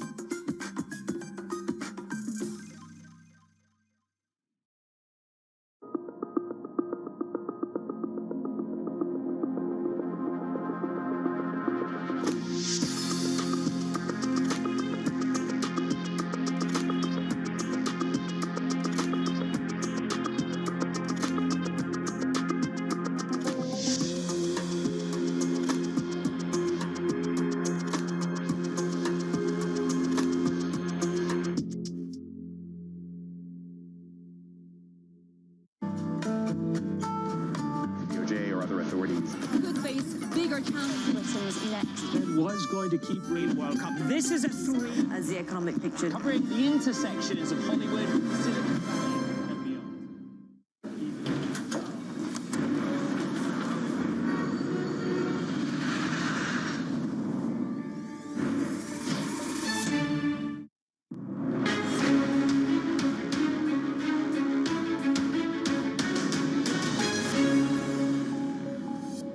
Rescue plan. Chinese policymakers look to mobilize $278 billion to stabilize its slumping stock market in the latest round of stimulus measures. The Bank of Japan keeps its key policy rate unchanged and investors guessing over when it will shift its policy. Plus, Ericsson warns its market outside China will continue to decline this year. The chief executive officer tells us the Swedish telecom equipment maker will trim costs to compensate. So good morning, everyone, and welcome to The Pulse. I'm Francine Lacroix here in London. Now, Bloomberg understands that EU leaders are ready to play hardball with Viktor Orban if the Hungarian prime minister continues to block aid to Ukraine. It comes ahead of an extraordinary summit next week in Brussels, where members will vote on a support package worth more than $54 billion. So let's bring in Bloomberg's Maria Tadeo in Brussels. Maria, Hungary has been a thorn in the EU side when it comes to Ukraine aid. Can the EU actually sidestep Orban? Yes, Francine, and remember, next week there will be the summit that you alluded to on February 1st. The only reason why the summit was called is because they could not get to a breakthrough in December on the 50 billion euros for Ukraine over the space 4 years. Remember, that is the money that was earmarked for Kyiv by the Commission. Now, so far, Viktor Orban has maintained that he cannot agree to this, and he already vetoed it once in December. It is almost assumed that he could repeat the same tactic next week. Having said that, what changes now is that European leaders, or emergers were reporting, have basically decided they do not want to delay this conversation further. They do not want to drag this further, and they're now prepared to get this done with or without Viktor Orban. That also matches some of the language that we heard from the head of the Commission last week in Davos, saying in an ideal world, it is best when you get to unanimity between the EU 27 members, but if it's not possible, then you can look at other options. And remember, Francine, this is not the first time we've seen the EU at times float special vehicles to precisely overcome the lack of unanimity. What is interesting, however, is to see whether this is something that may become systemic, given the frictions that we've seen repeatedly now play out between Budapest and Brussels. Of course, remember that for Viktor Orban, it is important for his political campaign, for his political maneuvers in the country to be seen as being tough in Brussels, defending the Hungarian interests. So, Maria, U.S. Treasury Secretary Janet Yellen also set to speak with the Ukrainian Prime Minister later today. What do we know? Yeah, we know that this meeting is now confirmed. The PM's office in Ukraine says it will happen sometime in the afternoon. Today, of course, is about maintaining and showing support for Ukraine. There has been momentum in the Ukrainian story for a few weeks now. But of course, for the Ukrainians, the concern is that they still do not have the funding promised. In the EU is blocked for the reasons we mentioned, but also in the US, this has become incredibly intertwined with border security. So, of course, the Ukrainians appreciate the support and the call, but what they want to see is that transfer of funds to continue to pay for the war effort. Maria, thanks so much, Maria Tadeo, there in Brussels. Now, European defense stocks have rallied over the past 2 years, with governments dramatically increasing their defense spending following the Russian invasion of Ukraine. Now, that includes the Italian aerospace and security firm Leonardo, the best performer on Italy's main equity benchmark over the past 12 months. Well, now delighted to be joined for an exclusive conversation with the company's chief executive, Roberto Cingolani. He was also previously Italian Minister for Environmental Transition in the government led by Mario Draghi when Russia first began its invasion of Ukraine. So, Mr. Cingolani, thank you so much for joining us. I mean, you're going through a massive transformation, and I know there's also a huge push on your side for European defense sector to be stronger, to be more united. What role do you think Leonardo can play in this defense sector? Well, the dream would be Leonardo to act like a catalyst for joining forces among the big companies in Europe, creating a European space of defense. I mean, the Ukrainian war, we have learned the lesson from the Ukrainian war. No country can do it on its own, especially member states are too small. We need strong alliances. Europe is investing, I think it's the second investor in the world for defense, but it's fragmented into 27 member states. So nobody realizes how strong we could be.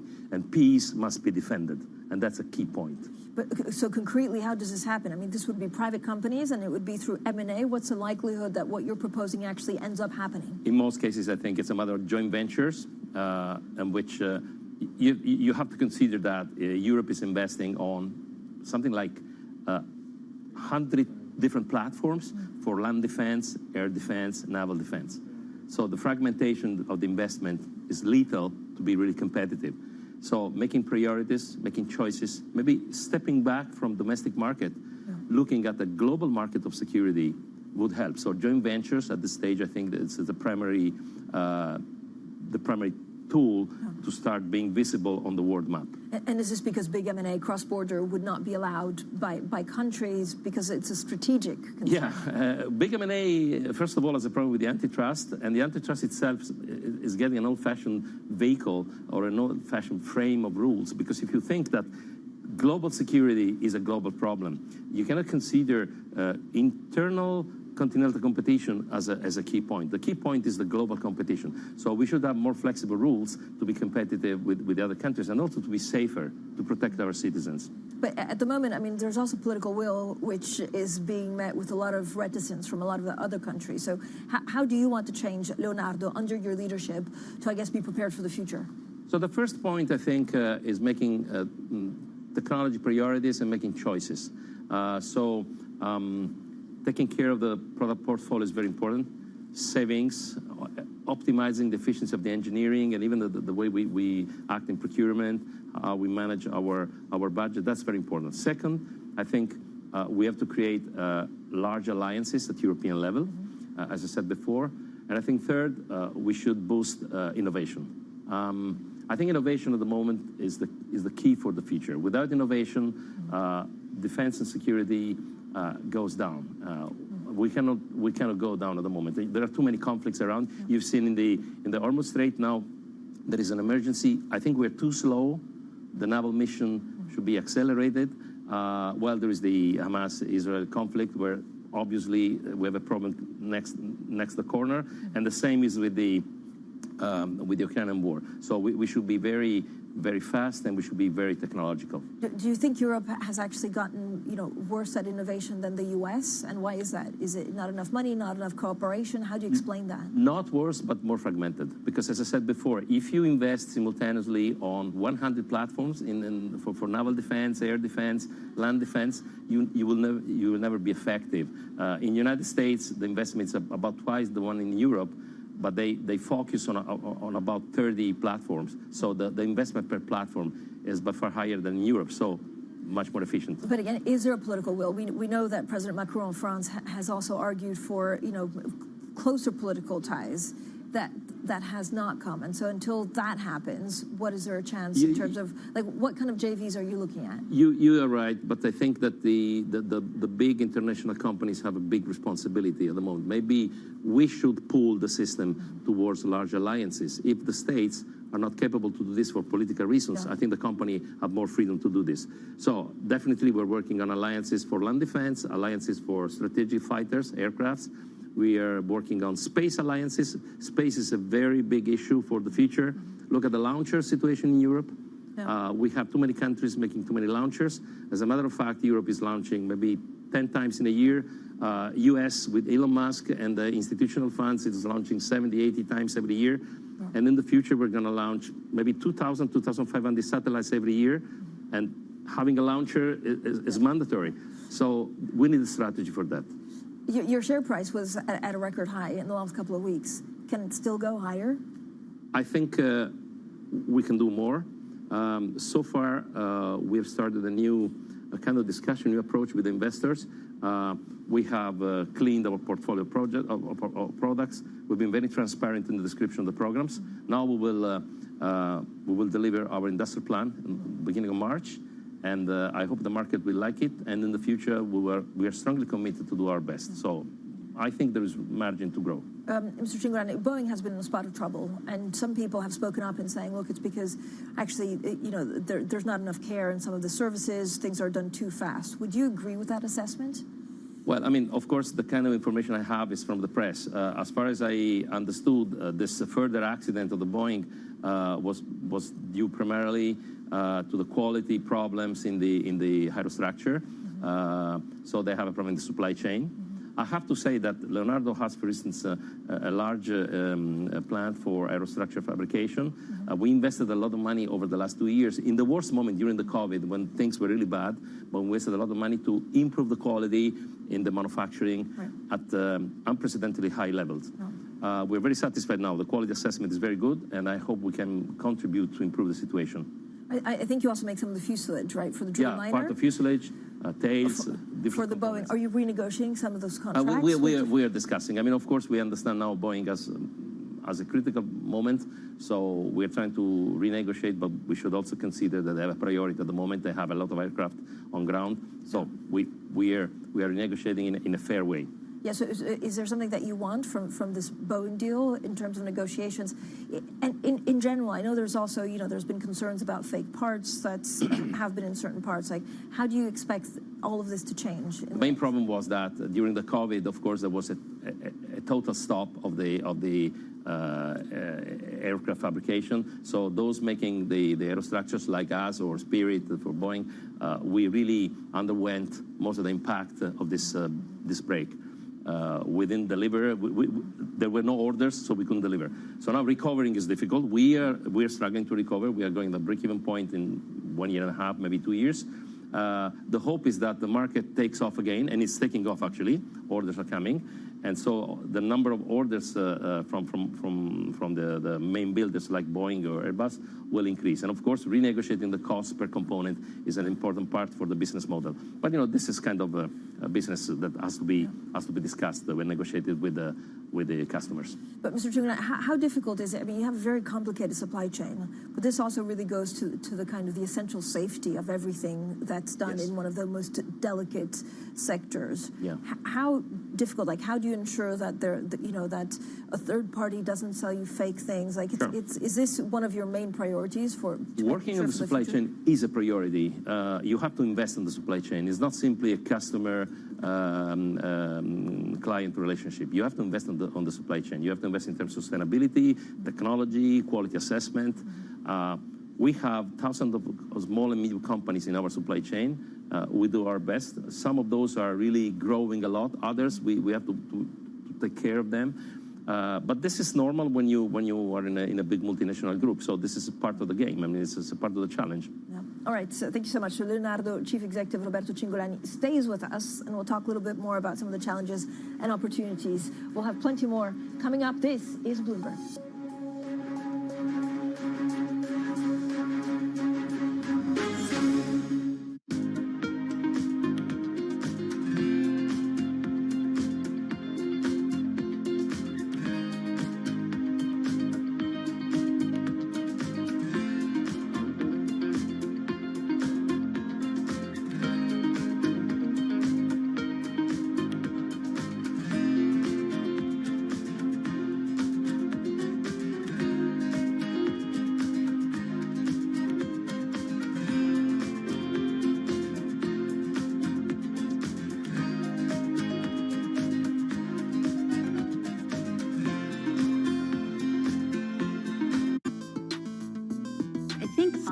Was around so many powerful people in my entire life. From the time I got married to Robert Kardashian and had a whole ecosystem of businessmen and entrepreneurs and people running studios. And, any given day it would be the head of a studio and, just often paid attention without really realizing I was paying attention. And I had a very amazing education. I was a housewife. I was raising 4 kids at home. I had the most blessed situation, but at the same time, surrounded by these business situations that I didn't even realize were happening right in front of me, but I must have been absorbing it because there's so many times I've like brought up in my mind one of those conversations that I had learned from. And so I think I had a very lucky and blessed existence that way. Bloomberg has enhanced search on the terminal to deliver what you need when you need it. Now, you can simply type phrases in everyday English in the command line. Compare financials. Find people. Analyze markets. You can enter phrases or ask questions. What do you want to know today? Ask a question or visit SearchGo to find answers now.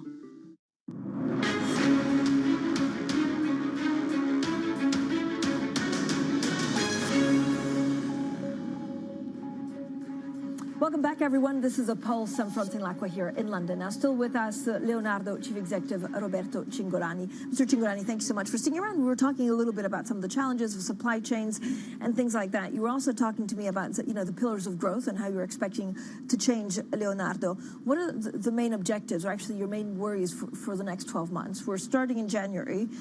I feel like this is a crucial year for aerospace and defense. Sure, it is. We have several challenges. I would say the first one that comes directly from the Ukrainian war is that we have learned a new lesson. You've seen not only bullets, but also bytes. You've seen how much digital is now in the Ukrainian war. I mean, you use a mobile phone with a little drone connected to civil satellites, and you destroy a machine that is worth $50 million, like a tank or so. So the warfare is changing, and there is an enormous amount of digitalization, so bytes I call, digitalization that enters into the game. So transforming defense into more digital defense technology is a big challenge. The second one, I told this before, no one can make on its own, especially member states in Europe. So we have to make alliances, and this is a challenge in the challenge, because we have to make priorities and choices and making joint ventures and agreement. Last but not last, I think that we should see what next. So defense now is becoming an old concept. I think that the umbrella concept will be continental security. That includes defense, but not only. The first consequence of the war in Ukraine was a crisis in energy, and then a crisis in food, and then a cyber insecurity. So no one would expect this to be the first consequence. So security gets the real point, and for security you need to have monitoring, so space, satellites, and then cybersecurity. Those are new technologies that should enter into the global concept of security. This is a challenge also for Leonardo.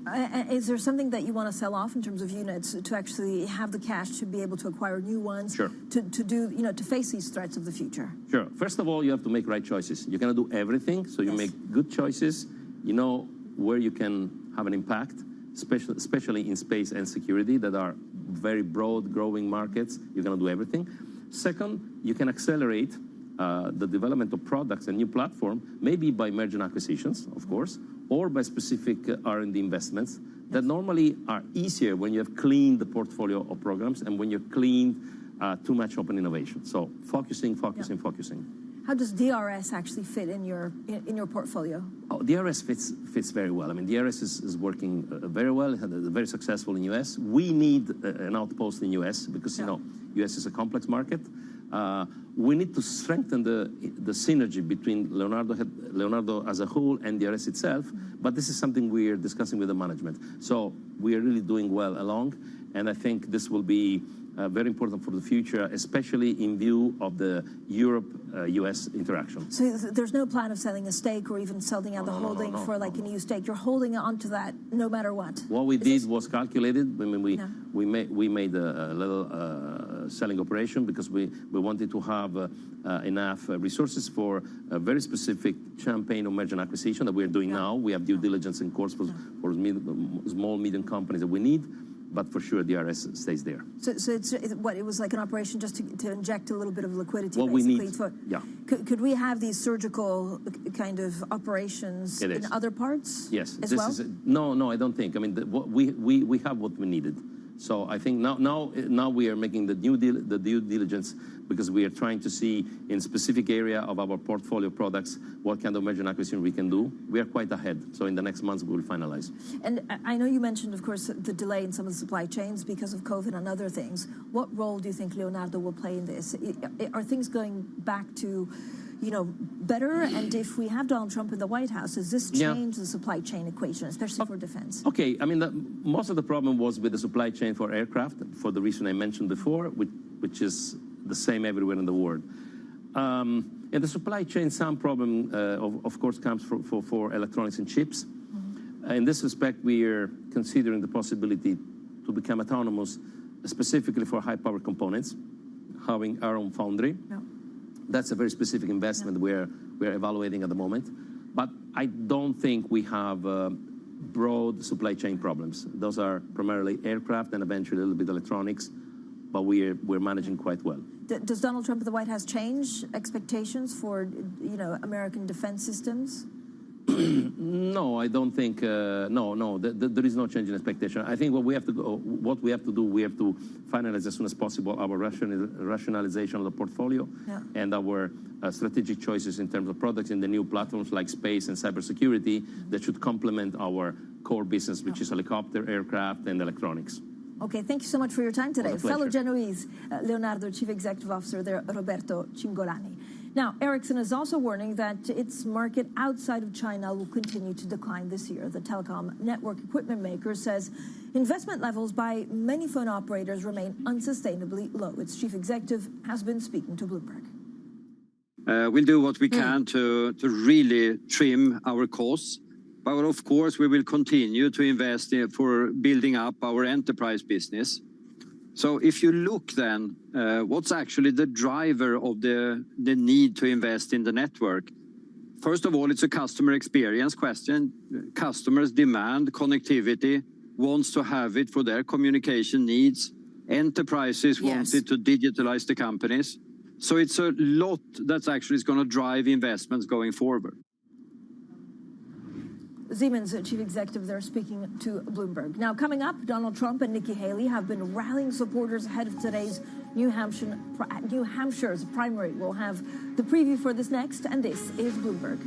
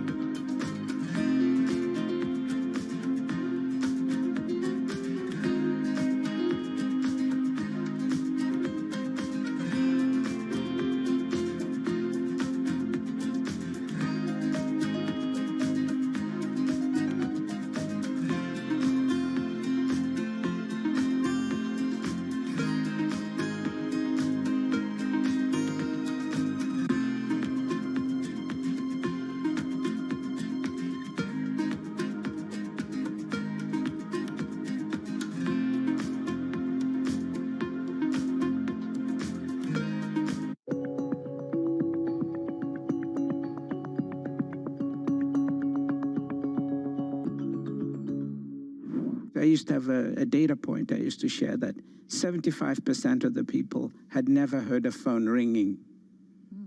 Just think about it. I didn't say had never used a phone. They'd never heard it ringing. Today, 75% of the African people have a mobile phone. They use one. Okay? And we will do the same with the internet in the next 5 years.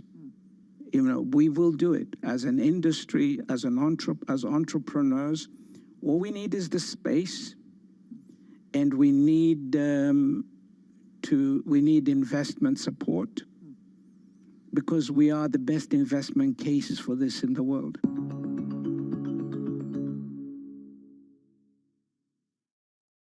From our studios in New York and San Francisco, our expert hosts have the data and analysis about the companies you know and the startups to watch, plus the interviews you don't want to miss.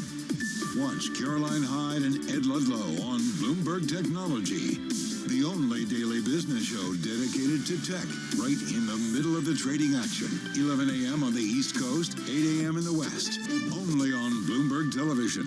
Context changes everything.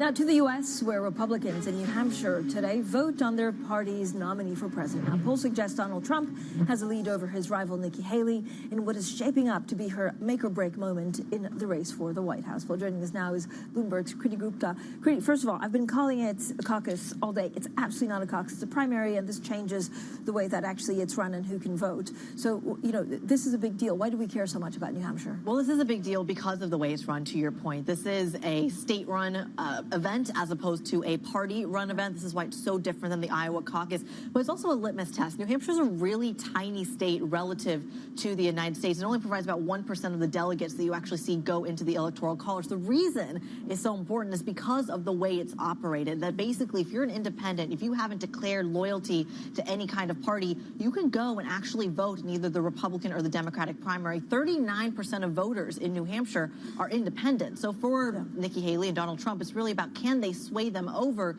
to their cause, and is that reflective then of what they can do in the rest of the country? So how are we expecting Nikki Haley to actually do in New Hampshire? And if she doesn't do well, is this the time where she actually gives up? Well, we are lagging by quite a bit. Is this the make or break moment for her? Maybe, in that she is largely expected to actually make up some of the losses that you're seeing in the polling. And it's actually a pretty low bar. All she has to do is close that gap for even political strategists to say this is actually a win. But what's important is how she polls in South Carolina, especially. It's her home state as governor, but it's not necessarily going to be her make or break moment, in that if she doesn't do well in New Hampshire, does that then automatically mean President Trump is the GOP nominee? We're not there yet, but we certainly could be, and you can start to see the pressure ramp up, especially around donors, which Nikki Haley has been very good about getting. I know we're looking at policies, but actually is it policies or is it just personality, people like Donald Trump? Well, it felt like what really came out for Iowa, where turnout was incredibly low, a record low. In New Hampshire, turnout is actually supposed to be a record. So here's where you are really appealing to a demographic that is college educated, less religious, a little bit more urban. And that's where Nikki Haley's kind of framing of being a fiscal conservative, we're talking about fiscal austerity, getting the U.S.'s finances back on track. That's where it might actually sway people in her favor, because she's speaking to the people who actually care about that. Kriti, thanks so much. Kriti Gupta there with the very latest on the New Hampshire primary, which happens a little bit later today. Now, up next, Bloomberg Brief. Danny Berger in London, Manus Cranny in New York. Of course, I'll have full market analysis. We talk about the China stimulus. We talk about the Bank of Japan. And we talk U.S. election. This is Bloomberg.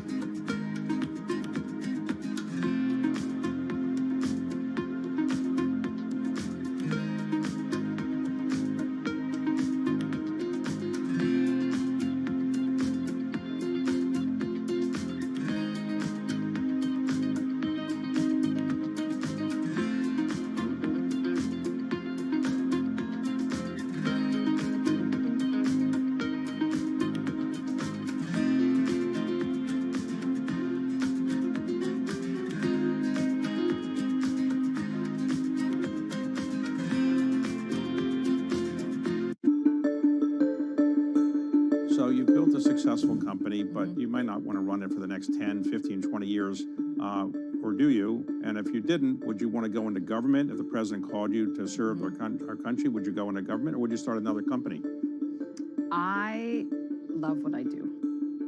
And I feel like I have this luxury with 23andMe that it keeps evolving. You know, we started out just as a started out a consumer company. We're thick in research. We got into drug discovery in 2015, and now we're getting to the delivery of care. So I've been really lucky with 23andMe that it's been endlessly interesting. And I'm surrounded by incredibly talented, brilliant individuals where I learn from them. And what I always advise people to do is, like, you should take jobs where you're learning.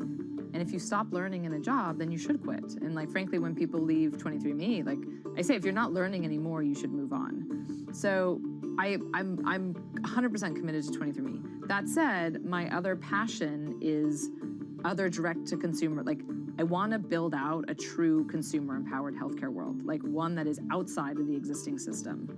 And there's no greater force than government.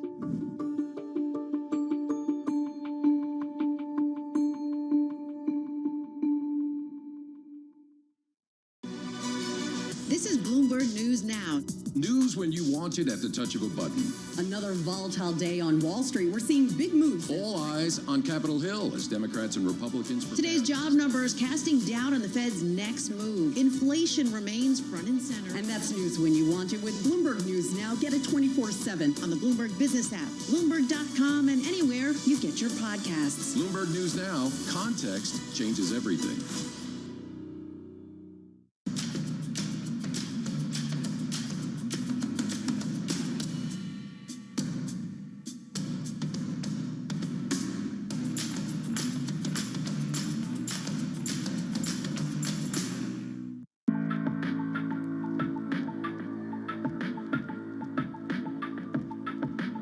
This is Bloomberg.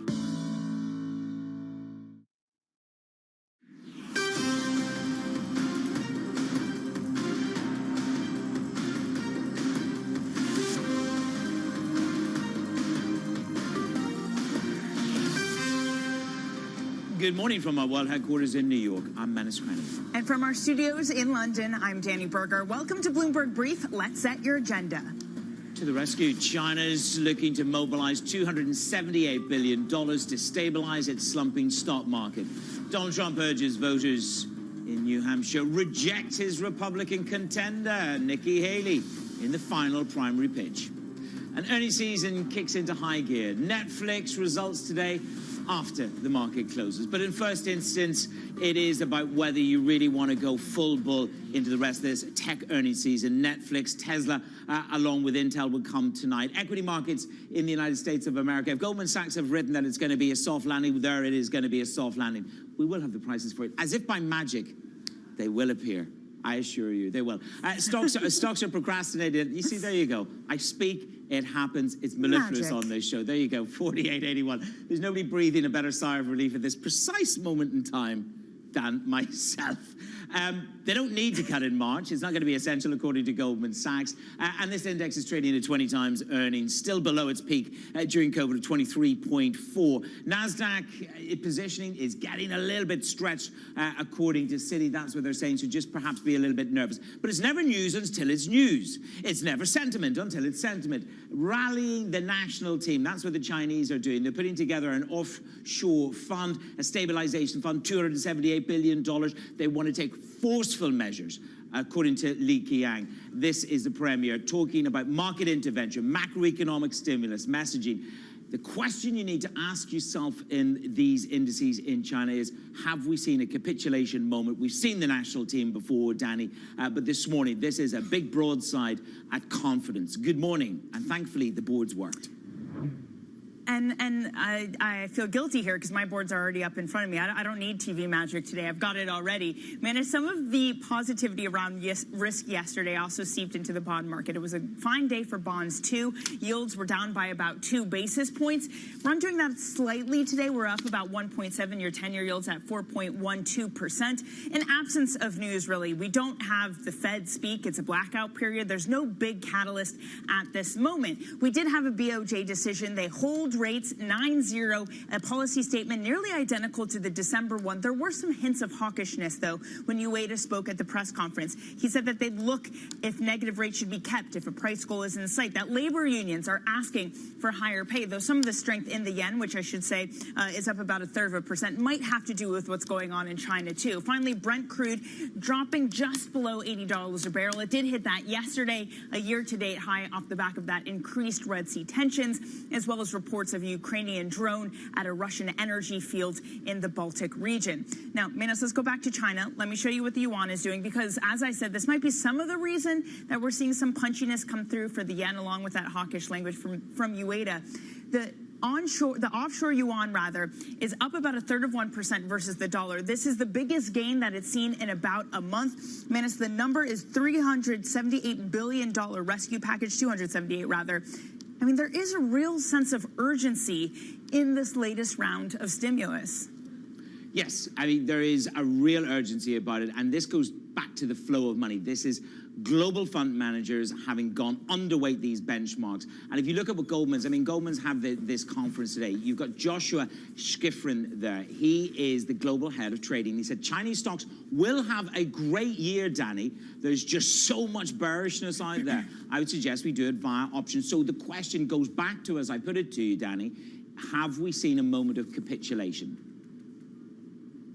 Well, some still think so, but then you look at Amundi, who says it's still not good enough, that there needs to be more. Manos, let's bring in our guest for this half hour. It is Alberto Gallo of Andromeda Capital. But before we get to him, let's first go to our reporter on the scene who's reporting on this. It's Rebecca Chung Wilkins in Hong Kong, and then we'll get to Alberto. Rebecca, what exactly are the details of this rescue package? What's different this time? Well, the headline number is pretty hefty, 2 trillion yuan. There is this question, of course, that we've already seen quite a piecemeal approach to supporting the markets, but it is the first sort of time we've seen Beijing enlisting the so-called national team in a big way to try and stabilize some of the sort of beaten down stocks that you and Manis are pointing to. And we've had a series of grim milestones, you know, the sort of Shanghai being beaten as one of the world's largest equity markets. We also have this premium between India and Chinese stocks, for example.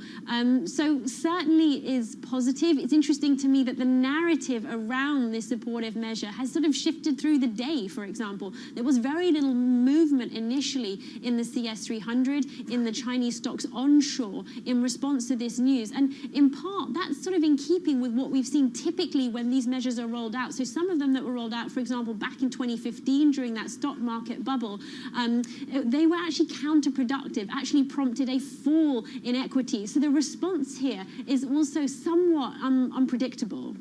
Rebecca Chung Wilkins, your Instagram of what you miss in China is the only thing I look at. I look at Danny's Instagram as well, to be fair, but I do watch yours. And it is, I've said it to you before, it encapsulates the zeitgeist of China so well. And this comes down to breaking a negative feedback loop from institutional investors to global asset managers, who've been disinvesting. My question to you is this: does it break the feedback loop? Because the Sovereign Wealth Fund was in there in the autumn, and we've taken a bath since then anyway.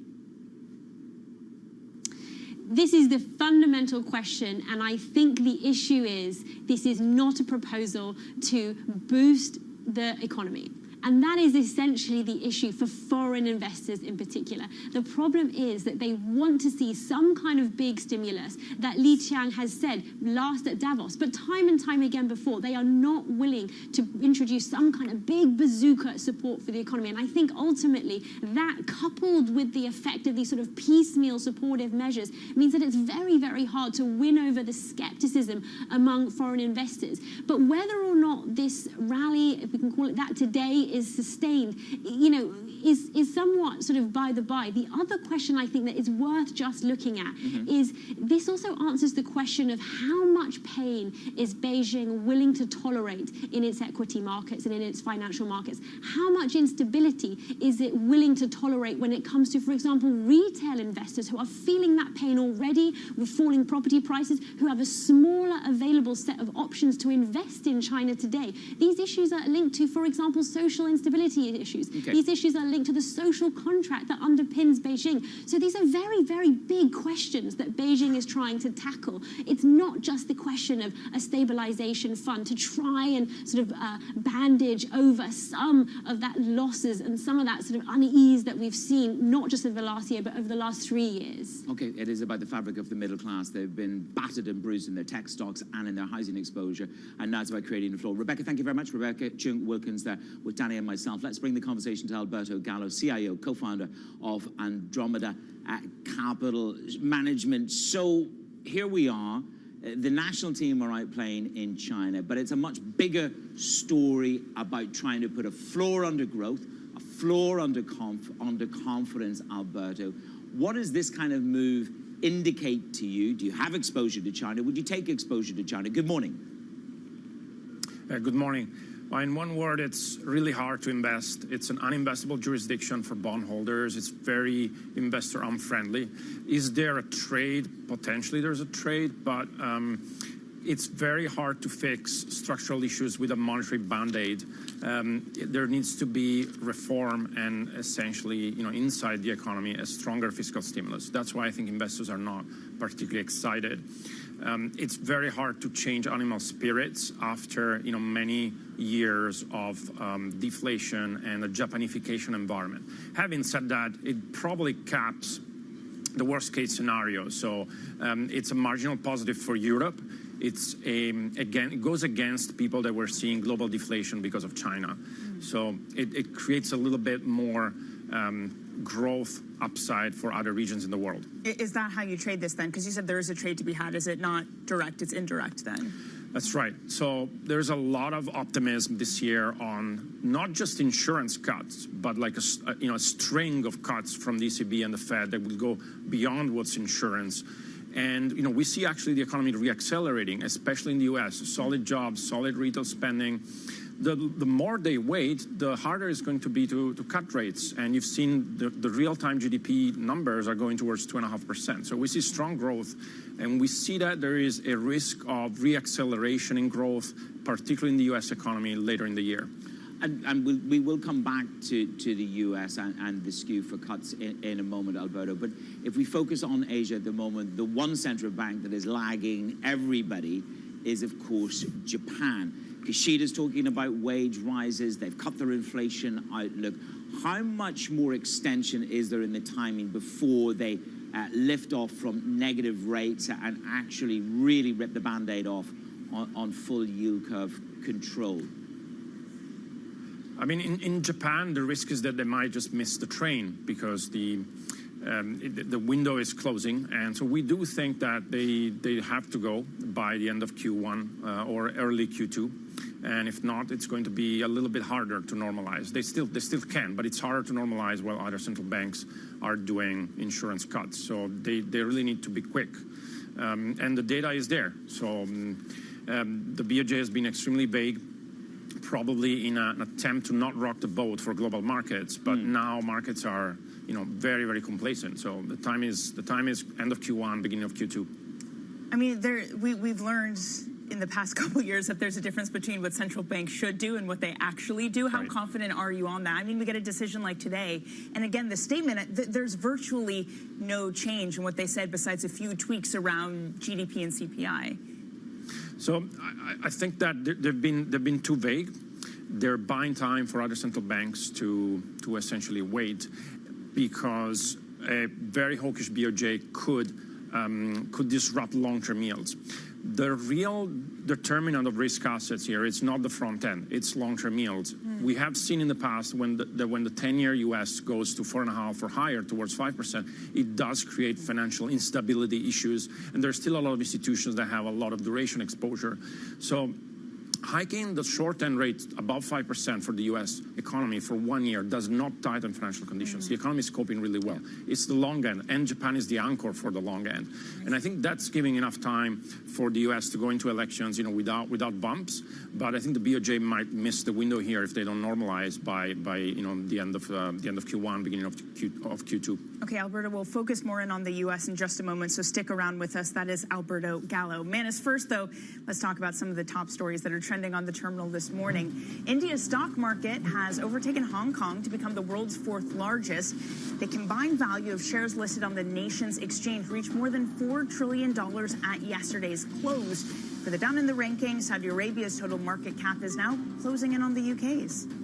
A social media post which prematurely claimed that the SEC had approved the Bitcoin ETF was posted by a hacker who managed to hijack the phone number of a staff member at the regulator. The SEC says the phone was targeted in a so-called SIM swap attack, enabling the hacker to change the password on the SEC's X account. Brian Kahn is stepping down as the CEO of Franchise Group. His exit comes as the SEC looks into some of his business deals with the firm B. Riley. Regulators are investigating Kahn's ties to a defunct hedge fund. Manus. Coming up later in the hour, we're going to push ahead to the New Hampshire primary with Terry Haynes at Pangea Policy right here on Bloomberg. This is Bloomberg.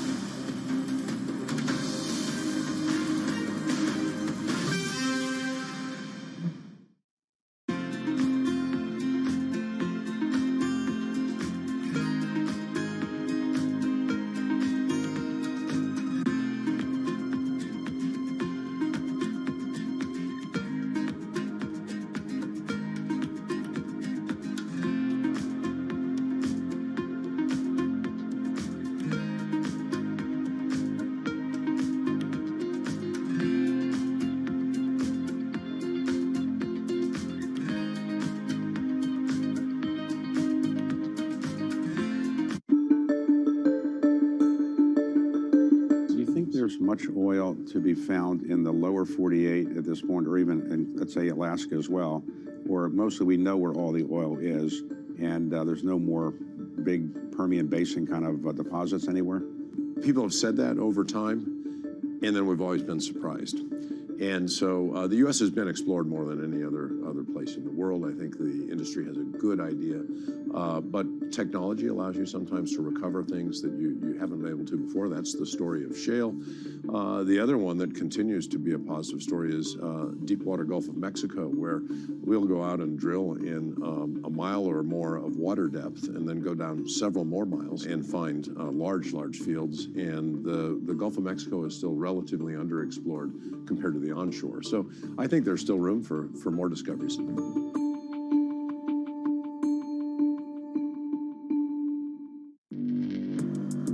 Access the financial world on demand.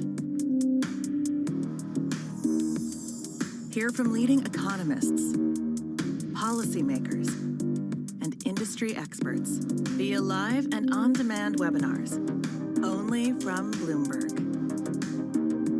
Start exploring to see what's moving the markets. Visit Bloomberg.com/webinars.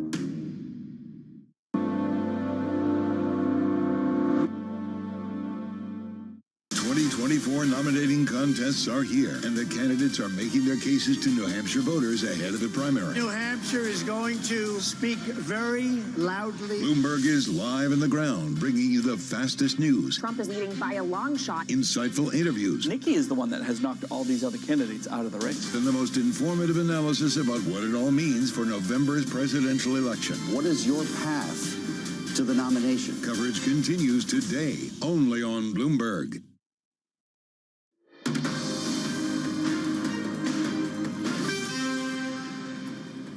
It's Bloomberg Brief. Danny Berger in London, Manus Cranny in New York. Also here with us in London is Alberto Gallo of Andromeda Capital. Alberto, just moments ago, you were talking about this idea that like too many Fed cuts are priced in right now, and that there could be insurance cuts. But what's the line of insurance cuts being, okay, they do it because it's possible, versus it actually ends up being a bad thing, that it creates too much loosening in the economy?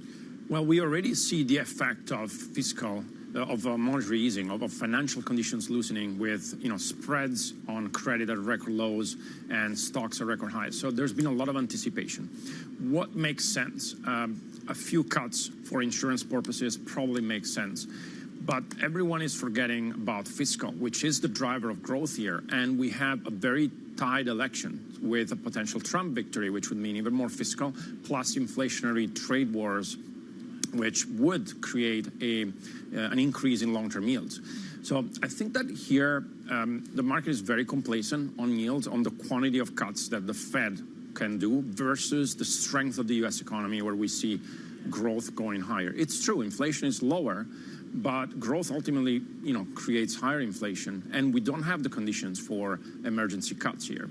So eventually, we think, the Fed will cut, but the market has gone a little bit too ahead of itself. There's a lot of liquidity on the sidelines. No one is feeling pain.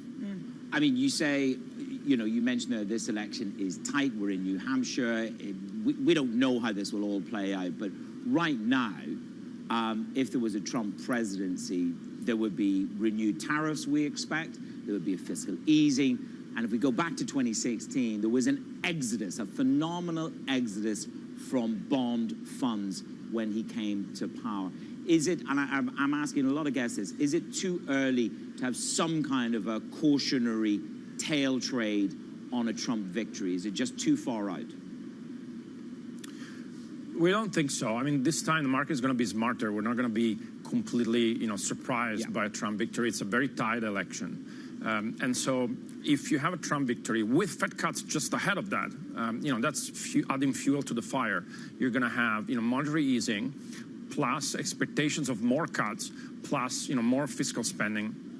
I don't see the 10-year staying at 4%. It's got to go higher in that scenario. So we don't see recession. We don't see lending. A lot of discussion about hard or soft lending. We see no lending. And so higher government bond yields, not all the value in duration after the rally we had. And, credit spreads are still okay. We still see low defaults. But some area of the credit market have gone really overvalued, like private credit. So you've got to really be careful here and be very nimble. Okay, so stay nimble. I'm just curious, we're going to close off. It is a U.S. show. It is 5:18 in New York, but I'm drawn to the Italy-German spread. Danny and I were looking at this morning. It's at a 2-year low. It's really trying to get ahead of itself in terms of these rate cuts in Europe. Are you a buyer of this spread? I mean, we're seeing Vanguard trade into this. Give us your snapshot view on Italy-Germany, Alberto. Not a buyer here of investment grade, and generally BBB spreads are tight, but the ECB has been a bit behind the curve. So the Fed is probably ahead of itself, and the ECB is behind. They probably have to cut more aggressively when the time comes, because European growth is more sluggish. So, some more support for European credit. That's where we like. That's where we like to be into this year, where there's still some value, some extra spread, but a little bit more into the high yield space. Okay, so the ECB is slightly behind the Fed. Let's see where it all plays out, Alberto. Alberto Gallo, when you come to New York, make sure you come into the studio. Stay loyal to the brief. Alberto Gallo there, Andromeda Capital, our guest this morning. With his calls on credit and rates. Danny and I will take you through the market stories next on Bloomberg. Good morning from New York and London.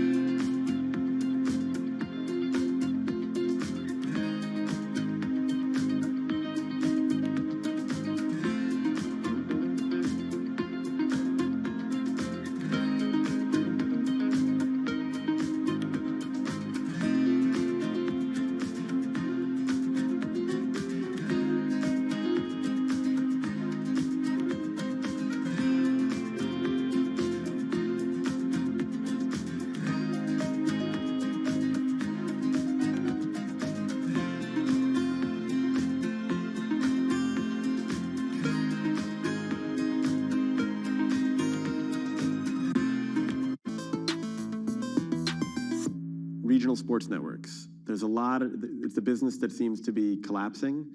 Leagues have sort of toyed around with, should we do something ourselves? Some teams are doing like local TV and streaming. How do you see that shaking out? So I don't think I'm right on this, but my instincts keep telling me this is what's going to happen. Because if you remember the WWE, they launched their own network that had their own content and had their own pay-per-views. And it was kind of a smart, bold, ahead of its time move. And then they pivoted at the perfect time and they sold their content to, what was it? Peacock, yeah. And that was really smart too, because they were able to leverage that number as high as possible. So they always zagged where the money was and where the opportunity was. I think the opportunity for the NBA with the local teams would be to own all that themselves.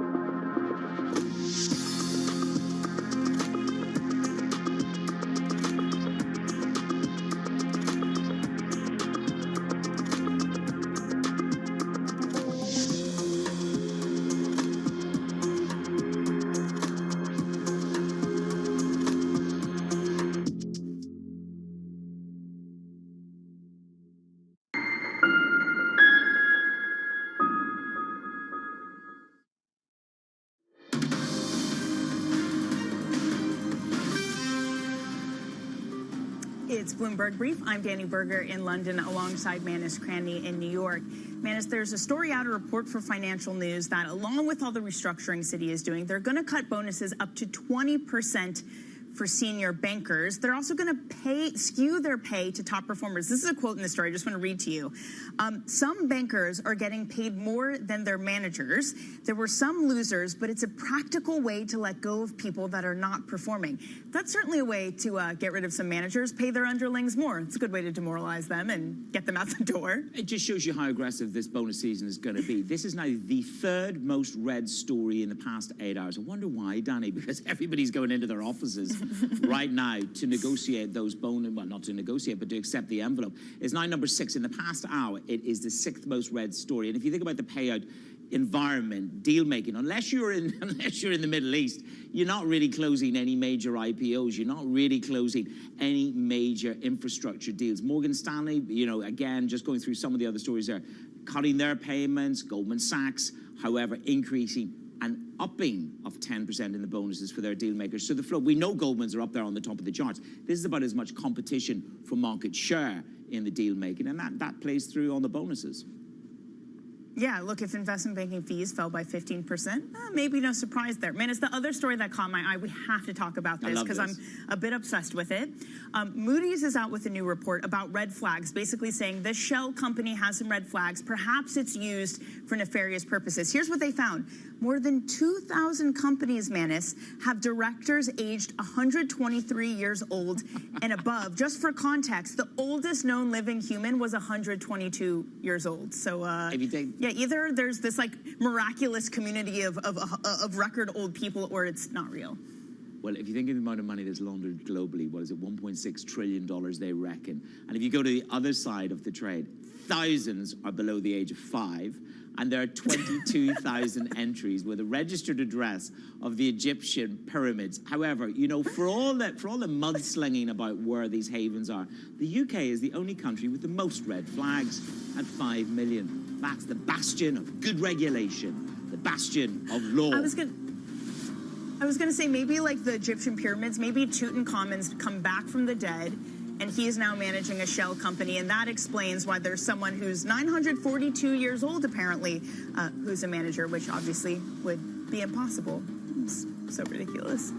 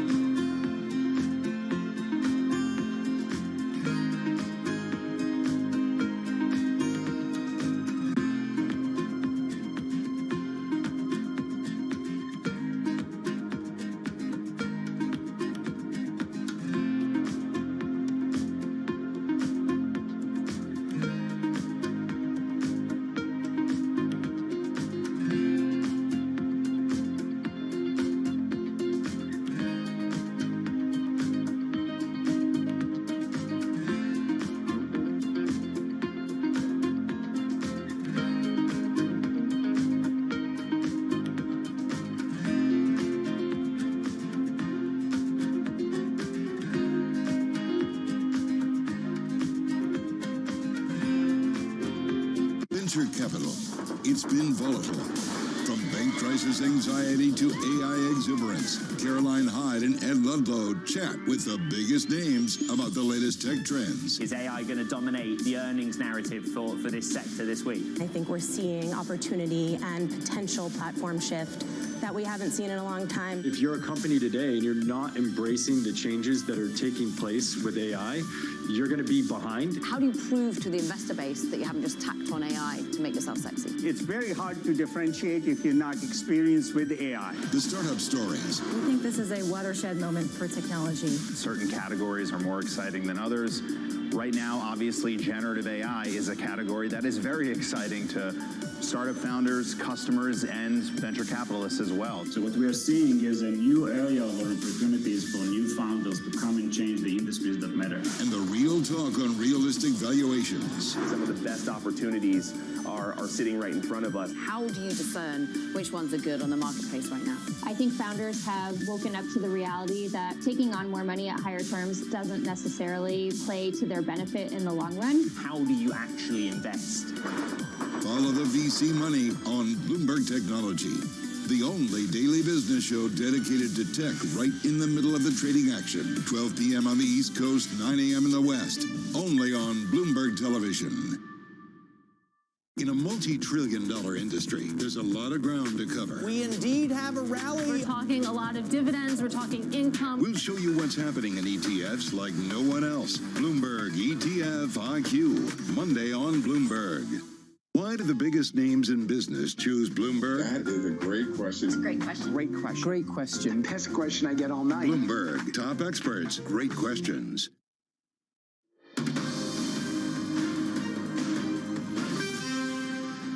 Welcome back to Bloomberg Brief. I'm Manus Cranny in New York. And I'm Danny Berger in London. Here's what you need to know. To the rescue, China's looking to mobilize $278 billion to stabilize its slumping stock market. Donald Trump urges voters in New Hampshire to reject his Republican contender, Nikki Haley, in a final primary pitch. And earnings season kicks into high gear. We get Netflix results after the market close. Plenty of optimism yesterday on what I don't really know. Not a lot of catalysts. It's a Fed blackout period. ECB, they have a decision coming up, so they're not saying anything. Regardless, we did see yields come down about 2 basis points yesterday. We undo that today, higher by about 2 basis points. Again, no huge catalyst. Maybe the only catalyst out there is China, nearly $300 billion worth of stimulus coming into the fore. Perhaps it means if you're in China, you need to liquidate some of your U.S. assets to buy Chinese one. Maybe that's weighing on yields. Meanwhile, one thing that is helping Asia assets as a whole is that story. The yen is stronger by about 0.2%, but elsewhere the BOJ held today. Not too much change in their language. Alberto Gallo says that they need to act soon or they will miss the normalization train. Finally, Manus, Brent crude, that's lower this morning, back below $80 a barrel.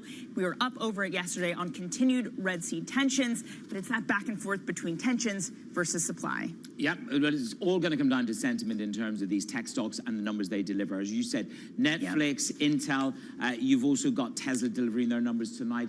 Stocks come back to flat. You've got United delivering better than estimated numbers overnight, and the stock has had a nice little sort of pimp my ride higher. The question is, will that endure on United? So we are just seeing in the pre-market the rise in the price there. Goldman Sachs talk about, there you go, up 6.53%. Goldman's talk about a soft landing. We've just had a conversation with Alberto talking about rate cuts, Alberto Gallo at Andromeda.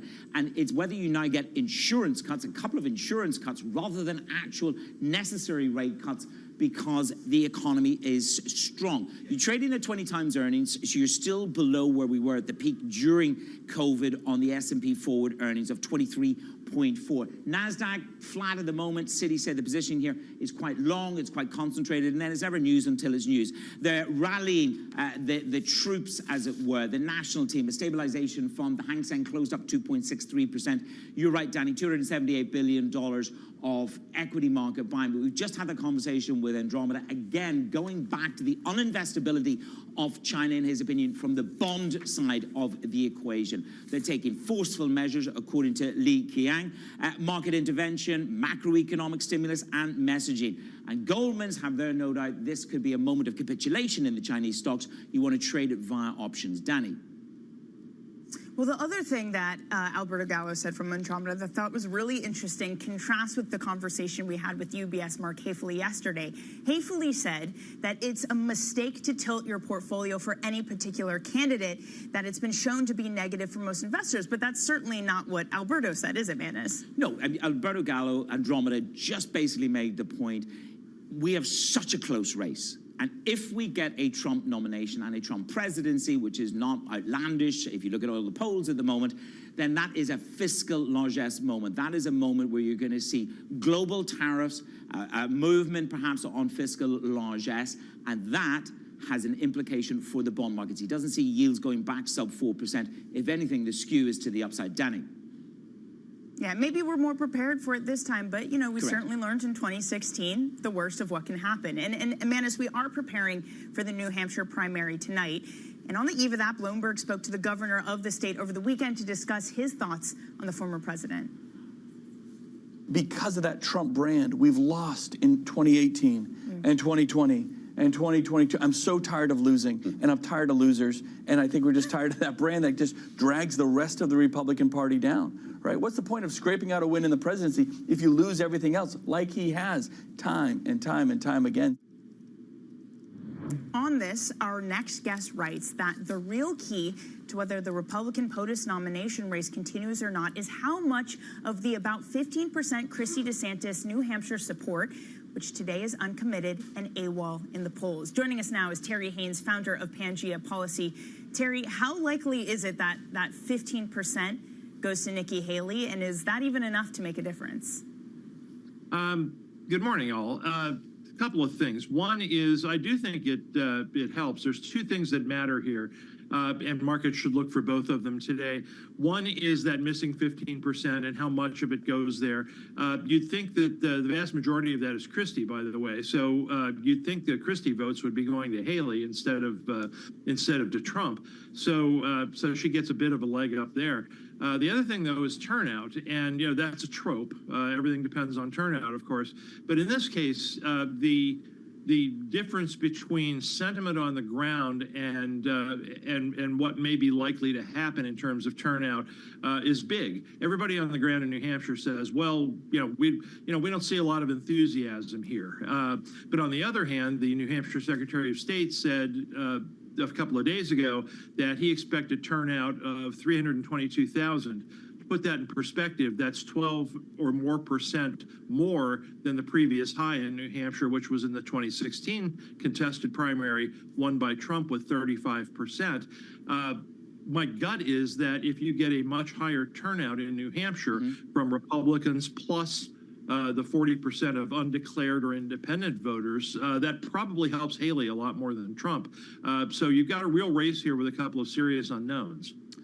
And the other sort of spanner in the works, by the way, I've got to say, for an Irishman transplanted from two different countries, your morning note helps me understand American politics a lot more easily. I get the names right. He'd be lost without you, Terry. Yeah, exactly. Very kind of you. Thank you. Now, I was really drawn to this. You talk about Dean Phillips from Minnesota. This is the spoiler for Biden. This is what you say, which is if, for example, he picks up a bit of a gush of votes, Biden will have the write-in votes. But if for some reason Biden comes back towards 50, Phillips picks up a percentage, a certain bucket of percentage of votes, it could rattle the Democrats. Run us through why. Well, basically, you can think of New Hampshire on the Democratic side as having protest vote overtones. Phillips is a declared candidate. There are over 20 declared candidates in the New Hampshire primary, including my personal favorite, Vermin Supreme, and yes, that's the person's real name. Brilliant. But Biden is not on the ticket because Biden wants South Carolina to be the first in the nation for Democrats now. So he's a write-in candidate. He leads in the polls over Phillips, what few there are, something like 60 to 10. But if you get a situation where Biden underperforms substantially, and again, he's a write-in, he's not on the ballot, and Phillips all of a sudden gets 20% or more, not inconceivable for a couple of reasons, one of which is, Biden trying to take New Hampshire's first in the nation's primary status away. You've got the makings of a protest vote and a real embarrassment for Biden just as he starts it out. Terry, if we take a step back, the conversation Manus and I were having of do you prepare your portfolio for this or not, and the disagreements before it. I know you overheard us earlier, and you're saying, guys, no, you can't forget Congress. In Trump's first term, it didn't seem like Congress was much of an impediment to passing of what he wanted to do. If Trump does win this time, what could be different in terms of him passing things and Congress acting potentially as a wall to some of wall, don't mean to be ironic there, but for some of the things he wants to get done? Yeah, that was entirely a mistake. I promise. That was Freudian. Two things. One is that anybody who's talking about what Trump will do, as if Trump is the only decision maker, is way out over their skis, and their views are skewed, instantly. The reason for that is because what the Congress does and what the Congress makeup is crucial. Trump benefited by having a marginally Republican Congress in both houses that enabled things to happen. The easy way to think about this is, and overgeneralized way of thinking about this is, anything good that happened in the Trump administration for markets generally happened because Congress led on it, starting with the 2017 tax law. Anything bad that happened because Trump tried to do things on his own and did things on his own, tariffs, for example, which markets don't like. So the makeup of Congress matters a whole lot more than who the president is. If there is and right now, the conventional wisdom is that you're probably going to get a marginally Republican Senate, but a marginally Democratic House. A split government basically means that very little is going to happen for good for markets, regardless of whether Trump's the president or not. And so, what you've got there is a situation where, again, in 2017, what happened was, the enabling of what markets thought were good policies by the legislature, not by the executive. And that's a very important nuance, and as you said, something perhaps that gets lost in the headlines as we go through the hoopla. Can we just expand the conversation a little bit? We've got some other policy things to square away. When it comes to Israel and Ukraine aid, you say that Biden and the Republicans are in a silent partnership. So what is the objective of this silent partnership, and is it well known? Oh, I don't think it's well known at all. I think what the vast majority of people do is talk about the parties as if they're the parties, and anything that's good for one is bad for the other, that sort of thing. I think what Biden Biden well understands that doing something serious on the border is very much in his political self-interest and maybe the key to his reelection. But his party doesn't, by and large, doesn't want to do that. Progressive Democrats are not a bit interested in doing anything on the border. His political self-interest is in doing something big on the border to correct things, improve things, show people that he's taking kind of bold action and bipartisan action. Republicans see the opportunity for maximum leverage to get pretty much everything they want. So, neither of these two are going to talk about the other as if, their goals are common, but their goals happen to align. There's that, and it's going to take a while, frankly, to squeeze the Democrats enough in Congress to be able to come up with the strongest border action. And I think that's largely what extending funding for the government until early March was about, to give these folks another 5 or 6 weeks to try to finish that up. Terry, thank you very much. Let's see some good points of order there for all of us to bear in mind. Terry Haynes, Pangea Policy, our guest this morning as we go to New Hampshire. Tune in tonight, special coverage, the primary live from Manchester in New Hampshire. That is 8 p.m. Eastern Time. Coming up, you got it, Netflix. After the closing bell, we discuss what to expect from the streaming service. Our price is about to rise again. Good morning.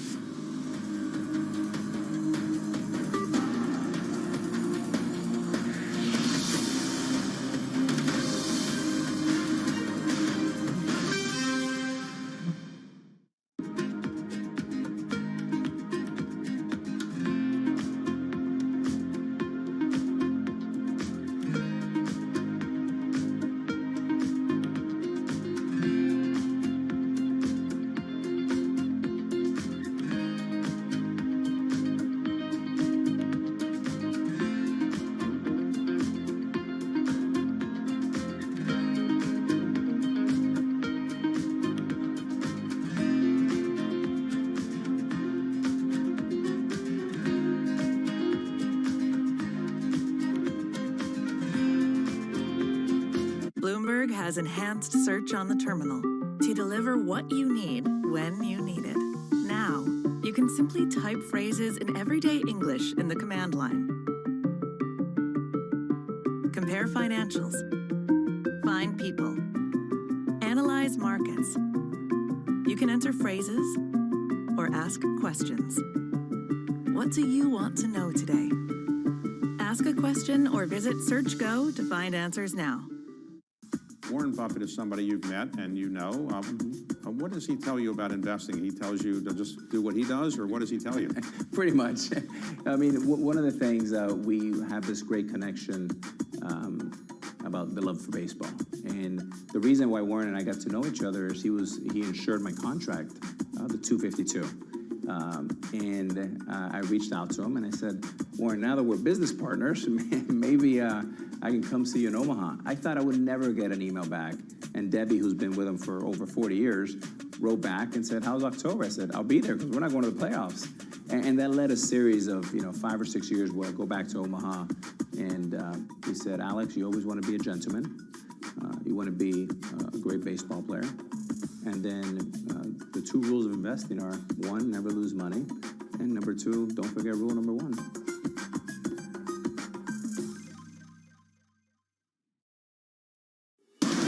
From the world of politics to the world of business, every weekday at 5 p.m. Eastern Time, hosts Joe Matthew and Kaylee Lines deliver news, insight, and analysis live from Bloomberg's Washington headquarters. Get the latest from and about politics' biggest power players at the end of every trading day. Balance of Power, live around the world every weekday at 5 p.m. Eastern, only on Bloomberg Television. Context changes everything.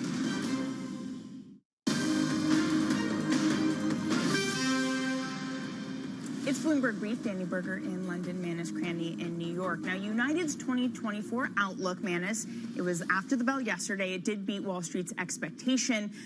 So, again, it's really working to try to get past some of the drama when it comes to Boeing, all of that, and once more orders in. Let's now bring in Sid Phillip for our daily look at the skies. No, you're not a weatherman.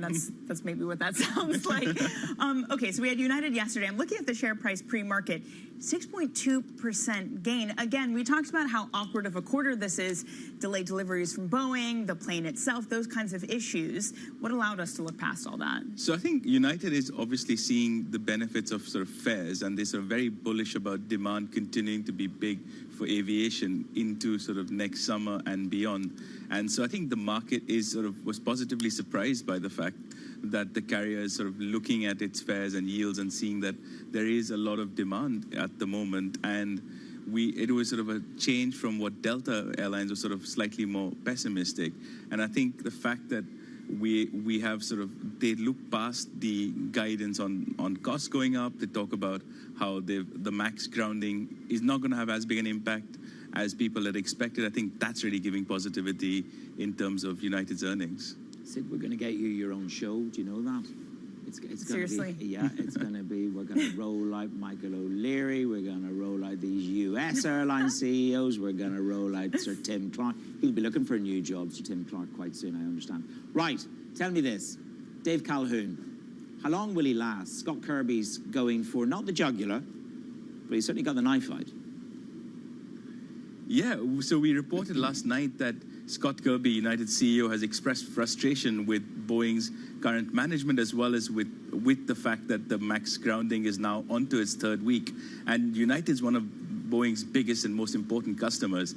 And so it is a sign of frustration with customers, especially as they look to sort of ramp up their demand, ramp up capacity, and they're heading into the busy summer season. So it's a really difficult spot for them to be in. And we reported that Kirby's been venting privately about the management, as well as saying that essentially the company needs to make changes in terms of being able to manage this situation better. Yep, well, he's certainly not holding back, is he? We understand. Great story, by the way, in terms of the conversation between Kirby and Buttigieg on this. Okay, let's see where it goes to. Sid, thank you very much. Sid Phillip on the very latest with United Airlines and Boeing. To Netflix, they will report the fourth quarter results after the bell later today. And analysts expect the company to beat on subscriber forecasts. Joining us now is Geetha Raghunathan from Bloomberg Intelligence covering Netflix. So it's sort of a lot of the troubles that we had last year seem to have passed, but let's talk about subscriber growth. Where's it going to come from? Where's it going to be the strongest? Yeah, absolutely. And thank you so much for having me. So yes, we are back on track as far as subscriber growth is concerned. There are two major initiatives that Netflix has kind of rolled out over the past few months that should boost subscriber growth. One is, of course, they introduced a new advertising tier, and then they started cracking down on password sharing. So all of the freeloaders, they ultimately have to start paying up. So we are expecting about 9 million new subscribers just in the fourth quarter. That's what the company actually kind of guided to, more or less. That takes Netflix back on track in terms of total year subscriber growth. So for the full year of 2023, if they achieve that 9 million, you'll see Netflix reporting 25 million new subscribers. That's almost 3 times what they reported back in 2022. So they are definitely back in terms, I mean, their strategies obviously have worked. We're going to see gains, Manus, across the board. So, you know, the United States, of course, is one of their biggest markets. It's the one where actually subscriber growth has been the slowest, you know, just because of market maturation. We're probably going to see about 2 million gains in the US and Canada, and then across the board in the rest of the countries, you know, whether it's Asia Pac, LATAM, as well as the European markets. Geetha, I mean, one thing that really has drawn people into Netflix over the past, you know, 5 years or so has been in-house movies, really becoming one of the predominant Hollywood production studios. And that was really led by Scott Stuber when he joined Netflix in 2017. We've learned that he's going to leave. He's going to start a new company. How painful will that be for Netflix to leave Stuber, or for Stuber to leave them? Yeah, I think this has kind of been expected for a while now. So you're absolutely right. Scott Stuber joined from Universal, which is a major studio, back in 2017. He's really been instrumental, Danny, in kind of building and kind of attracting all of the A-list talent, right? Whether it's directors like Martin Scorsese or Spike Lee, you know, all of these Oscar-winning directors and, you know, A-list talent into the company. So he can absolutely be credited for kind of building Netflix into the movie powerhouse that it is. And for many, many years, we've seen Netflix release more movies than all of the other major studios combined. And that's just absolutely huge. I mean, they've released something like 50, 60 movies in a single year. But, you know, I think now we've kind of got to this point where, you know, the content pipeline seems to be in a really good place. You have Bela Baharia, who is kind of leading all of the content efforts at Netflix. And we've heard of, you know, Scott Stuber kind of clashing with Ted Sarandos and, you know, the top management in terms of how to release movies. Remember, Scott really comes from, you know, the studio world, and he wants to kind of go through that traditional release pattern, you know, in a theater. We know that the Netflix management hasn't really taken too kindly to that. So I think. But I guess it's like what is traditional anymore, Geetha? It's all upended. So I mean, it is definitely interesting to see his departure. Hey, Geetha, we're going to have to end it there. Thank you so much. A great preview, Geetha Raghunathan, with the latest on Netflix. Okay, coming up, we're going to take a look at some of the market-moving events for you to keep your eye on.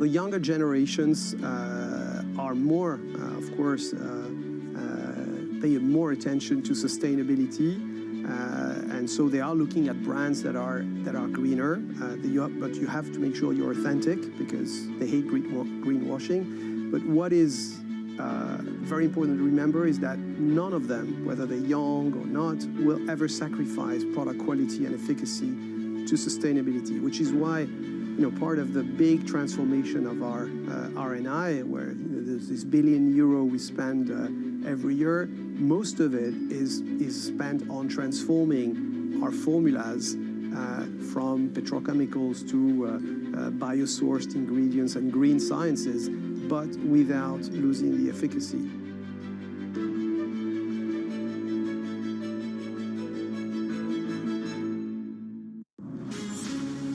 From the beating heart of global finance, economics and politics, and wherever newsmakers are moving markets, Bloomberg brings you conversations that allow for deep discussions and important insights. How has that shaped your strategy for the bank? Is this a new normal? Is this like a catalyst? Do you think we're in a new phase for dividend policy overall? That's a great question. I'm Francine Lacroix, and this is The Pulse, every weekday at 9 a.m. only on Bloomberg.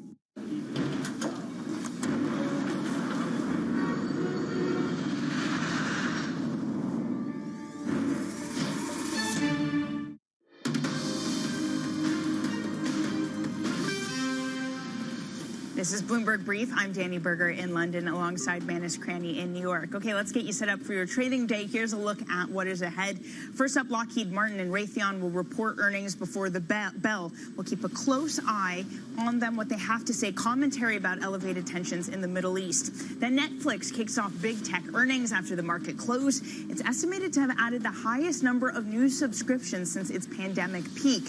And finally, a showdown between former President Trump and Nikki Haley coming to New Hampshire. Don't miss our live special coverage of the New Hampshire primary beginning at 8 p.m. Eastern Time. And Manus, we can debate all day long whether or not you should move your portfolio based on this. But there is some stuff moving out there on the primaries. There is, and one of them is, of course, the SPAC associated with Donald Trump. Now, the SPAC was set up, we understand, to try and take Donald Trump's social media company public, and it's gone ballistico. When DeSantis dropped out, it's up 200% over 6 days. It's worth $8 billion. You know, it's not a market call. There you go, 49.40 is where we are. This is Digital World Acquisition Corporation, and it's just barnstorming. I think the title on the story is "It's Gone Full Bonkers." I just kind of like this story. This is Accelerate Financial CEO saying it's gone full bonkers. But then American politics to me is just full bonkers. Manus, you're not the only one who thinks that. I think Americans also think it's full bonkers. The rest of this quote is pretty good too. Shares don't reflect any fundamental intrinsic value of Truth Social. They are more of a trading sardine or tool of What is a trading sardine? I've never heard that before. A trading sardine? No, it's a new one to me. Anyway, we just thought that was a fun one to end the show as we go to New Hampshire. Now, listen, in the break you said Bitcoin. I mean, just looking at Bitcoin, I mean, what was it, 48,000 last week? That was on the buy the rumor. And today, Ms. Berger, we've got sell the fact. Yeah, look, we're below 39,000. The sell-off is nearing 20%. This is the first time it's below 40,000 since December. Money has been coming out massively of Grayscale's fund. It seems like a $1.2 billion flowing into the group, but then coming out of Grayscale. It's a tough run. What happened to the ETF lifting all boats? What we need is Cathie Wood, Mike Novogratz, a few other people, maybe the Coinbase CEO, Brian, hop on, pump up the volume, renew the faith. Let's see what New Hampshire brings us over the next 12 hours from Bloomberg.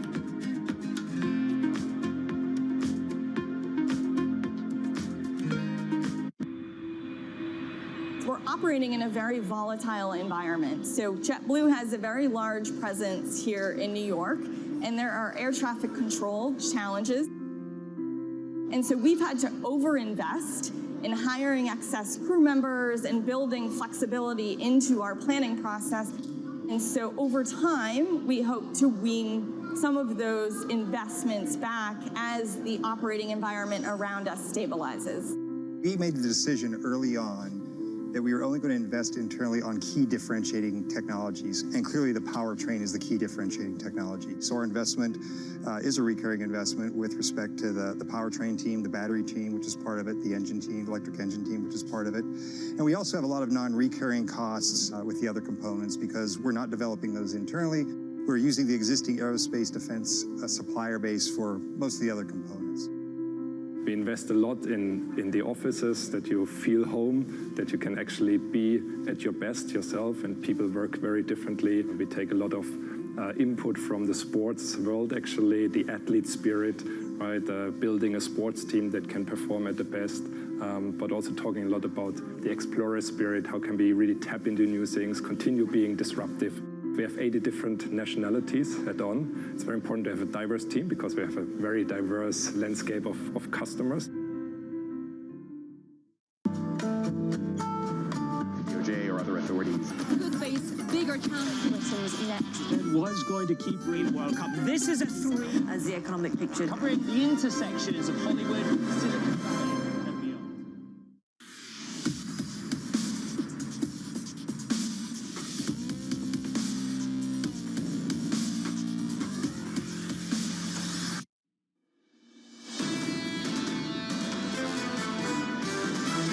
Our sense is the markets are well ahead of themselves in terms of rate cuts. The Fed's telling you they're going to cut, not hike next, and they're pricing probabilistic outcome into this. I actually don't see a huge gap between the market and what the Fed ultimately wants to do. They're going to be taking a read on that macro outlook to figure out when to cut rates. The market's sort of, in my view, a little bit over its skis. Every now and then, things get ahead of themselves, and to us, this is one of these times. This is Bloomberg Surveillance with Jonathan Ferro, Lisa Abramowitz, and Anne-Marie Hordern. Live from New York City this morning. Good morning for our audience worldwide. This is Bloomberg Surveillance alongside Lisa Abramowitz together with Anne-Marie Hordern. I'm Jonathan Ferro. Your equity market on the S&P 500 totally unchanged. It is the race for the White House, the Republican battle for New Hampshire. It's down from 3 to 2. Bramo, it's Donald Trump versus Nikki Haley. And markets are saying we're not going to care until about October. And right now people are looking out and trying to understand what the ramifications are. There are some serious policy ramifications, though.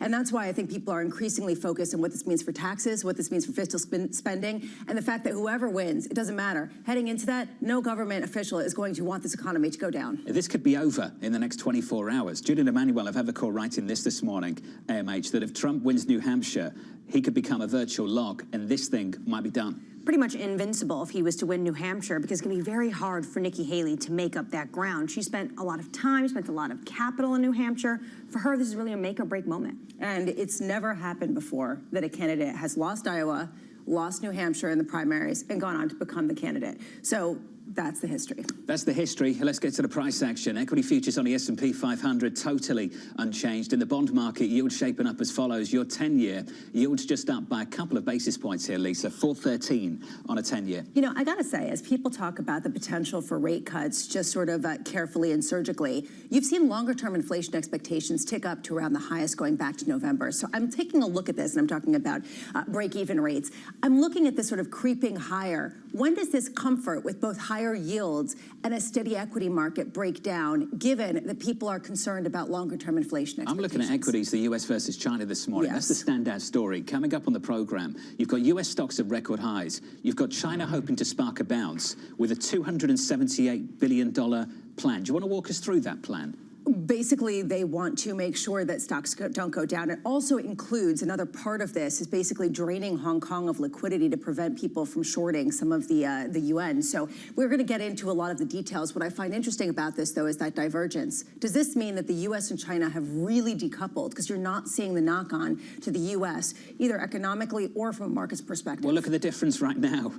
Equity highs, equities at all-time highs in America, and China coming up with a plunge protection team again to try and put a floor under its domestic equity market. And even though you saw some sort of bounce in Chinese equities, they're still down about 10% year to date. Year to date, I mean, we're not even through January. So just to give you a sense of how far they've fallen. Brutal. In about 15 minutes, we'll head to New Hampshire just to have a look at this race between Donald Trump and Nikki Haley with a Republican strategist. Don't miss that conversation. Then later on this hour, attention turning to tech away from financials. Netflix, AMH coming up after the close a little bit later. Yeah, and they're supposed to be adding subscribers. I was looking at these churn rates of all these streaming platforms, and apparently Netflix has the lowest in terms of the churn rate. So if you feel like at this point in your life you're adding too many of these streaming platforms, Disney, Amazon, etc., people seem to want to hold on to Netflix. Big tech just around the corner. Let's begin with our top story. US stocks at record highs, China hoping to spark a bounce. Luke Cower of UBS Asset Management saying fundamentals back the rally in the US, but staying neutral on China,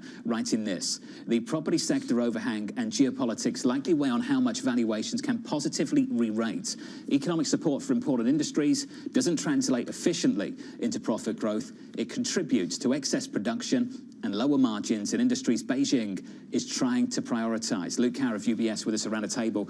Luke, let's get straight to it. Almost $300 billion offshore money from state-owned enterprises to go back into the equity market in China. What do you make of this move overnight, potentially?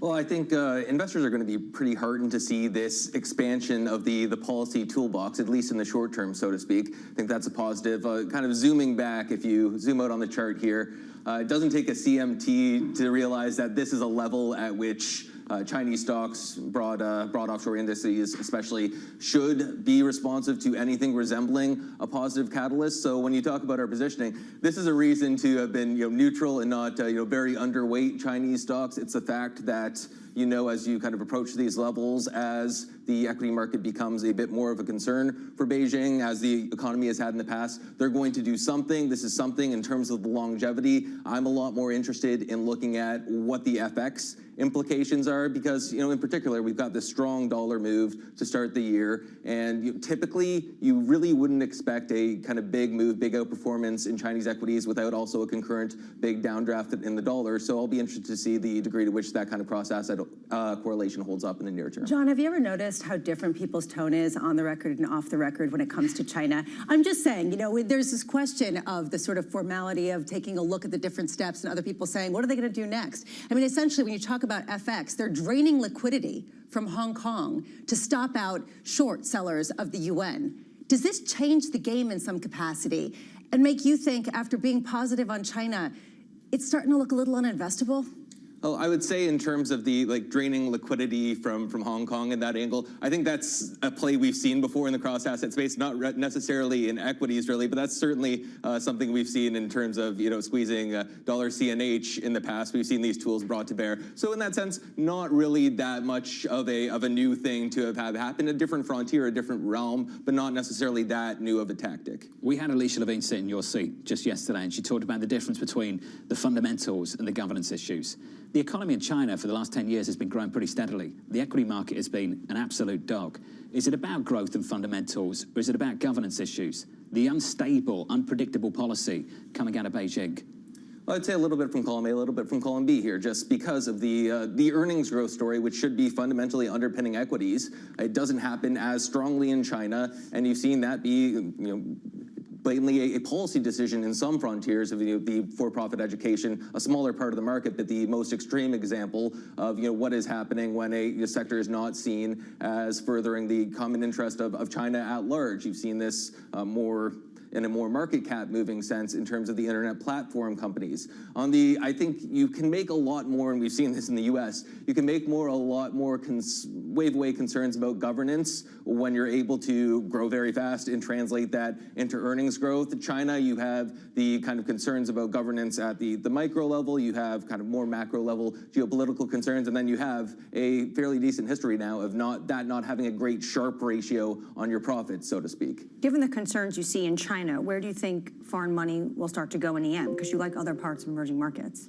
So yeah, we do like EM ex China, and that's been a story of, well, if China does positively, in fact, you probably get some positive spillovers there. I think we do really like the Asia ex China, the semi story rebounding there. You have seen kind of semi prices rebounding. You've seen Korean exports picking up steam, PMIs in the region troughing. So in the equity space, those are regions that look particularly attractive. In the more carry FX space, Mexican peso, Brazilian real, those still look like some of the safer places for carry for us. And I think a big beneficiary, it's not in the EM space directly, but of investors' relative aversion for China for some period has been Japan. I think the combination of the corporate reform story, Japan being one of the probably best plays you have on a quote unquote new normal for GDP growth coming following the pandemic, and the fact that monetary policy hasn't been as responsive there, helping the kind of the profits grow through the currency impact. I think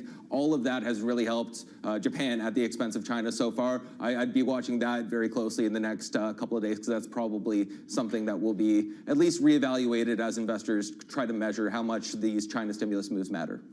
Can you just elaborate a little bit more when you say reevaluated with your Japan bet, given the fact that you have seen this real consensus into Japan and real questions about when they will abandon negative rate policies?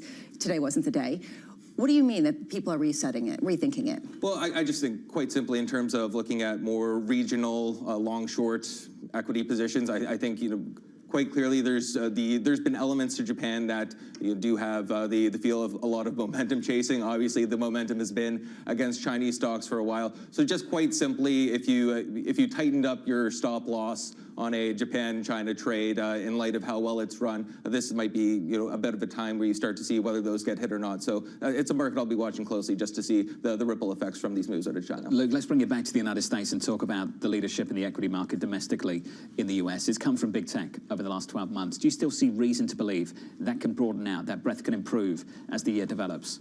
I think we do, and a few of the bigger reasons are the resilience of growth underlying. I think the earnings story, it has been and will be for this earnings season quite narrow, but by and large, we've seen 2024 estimates hold up very well. I do think that speaks to the level of breadth that we're going to see in profit growth going forward. I think another element is that when you talk about long-term correlation, John, I know you've often brought up banks trading off the yield curve, banks trading off the level of yields. That maybe not mattering so much. One of the biggest beneficiaries of lower yields is going to be the banks, in particular smaller banks. So that's a place where we see normalization in the economy, not easing to respond to a downturn, as probably supporting some of the more cyclical sectors. I think when you get that in combination of this is an extremely long cycle of having manufacturing PMIs sub 50, any signs of manufacturing pickup there just based on a normal inventory correction cycle, this is something that should help breadth increase in our view. Do you think that we really have decoupled this idea of bonds and stocks, that even if yields go higher, you can still see that resilience in the U.S. Stock market? So that's our big call for the year. Our big call for the year is, and it's quite frankly happened a lot faster than we would have anticipated, especially coming out of November, December. Our call's been soft landing. It has not been efficiently priced into stocks. It was overly priced into bonds, and that the surprise of this year is stocks at record highs without a rally in bond yields. So this is our view. We think it's fairly consistent with what's happened so far. That doesn't mean we have to be on the lookout for what's up next, but certainly think it is, and it has a lot to do with the fact that you can deliver what's priced into the curve or even less and still have yields just fairly stable. I think it's just the view that as we get into this year, I think a big stepping back thing is that we're going to see what kind of economy we have as a lot of the dislocations dissipate, and it's going to be something probably in between pre-pandemic and pre-GFC. So I think that sets you up for a lot of nice trading ranges and rates where where things quote unquote should be if you're using those as benchmarks. So far, good news has been good news, Bramo. So far, at least, for the first couple of weeks of this year. How much did Stuart Kaiser pay you to say that? I'm just saying. It's true. Based on what we saw in the last true. week, claims lower, retail sales hotter, consumer confidence picking up, yields actually started to bleed a little bit higher, and equity still rallied. Okay, not to be the naysayer or the pessimist, because I'm actually not. I think it's good news. It's good news. No, of course not. But longer term, you are seeing inflation expectations pick up.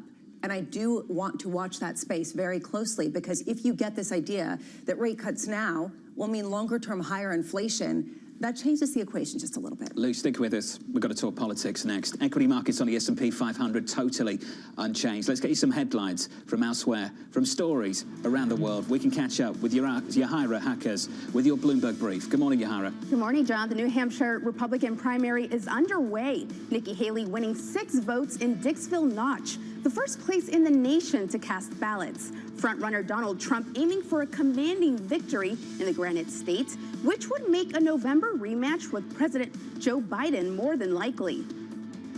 The Boeing fallout continues as one of its biggest customers signals waning confidence. United Airlines CEO Scott Kirby has reportedly been venting his frustrations with Boeing management and their handling of the 737 MAX 9 grounding to Secretary of Transportation Pete Buttigieg.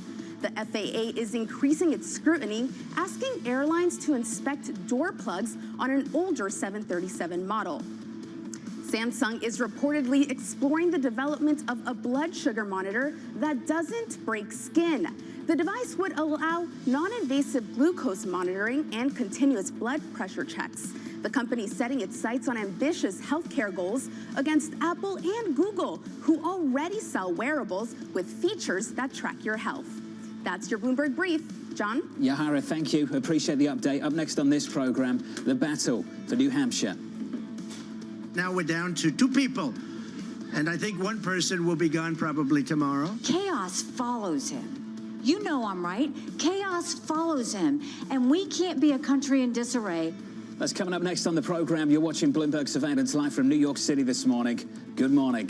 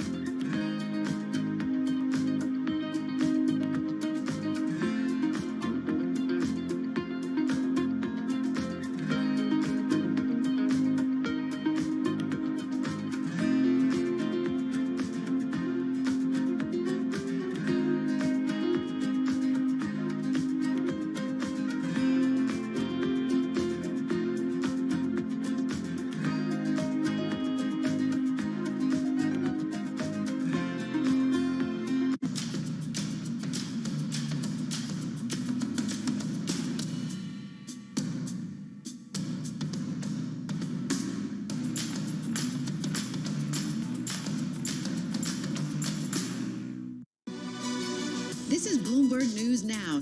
News when you want it at the touch of a button. Another volatile day on Wall Street. We're seeing big moves. All eyes on Capitol Hill as Democrats and Republicans prepare. Today's job numbers casting doubt on the Fed's next move. Inflation remains front and center. And that's news when you want it with Bloomberg News Now. Get it 24/7 on the Bloomberg Business app, Bloomberg.com, and anywhere you get your podcasts. Bloomberg News Now. Context changes everything. Always on the heartbeat of the tech spread across global markets. The real-time data aspect is going to be important. We're going to bring you expert analysis on that. Sure. Don't miss Bloomberg's interview with the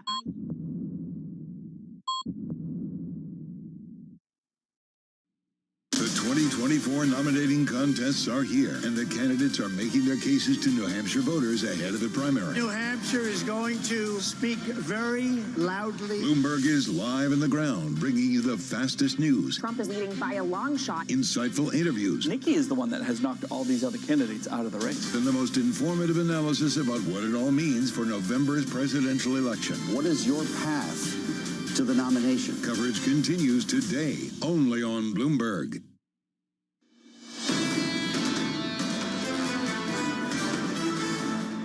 Live from New York City this morning. Good morning. Your equity market on the S&P 500 shaping up as follows. Just about positive on the S&P by 0.02% on a 10-year this morning. Yields higher by 2 basis points. Your yield, 412.82. Under surveillance this morning, the battle for New Hampshire.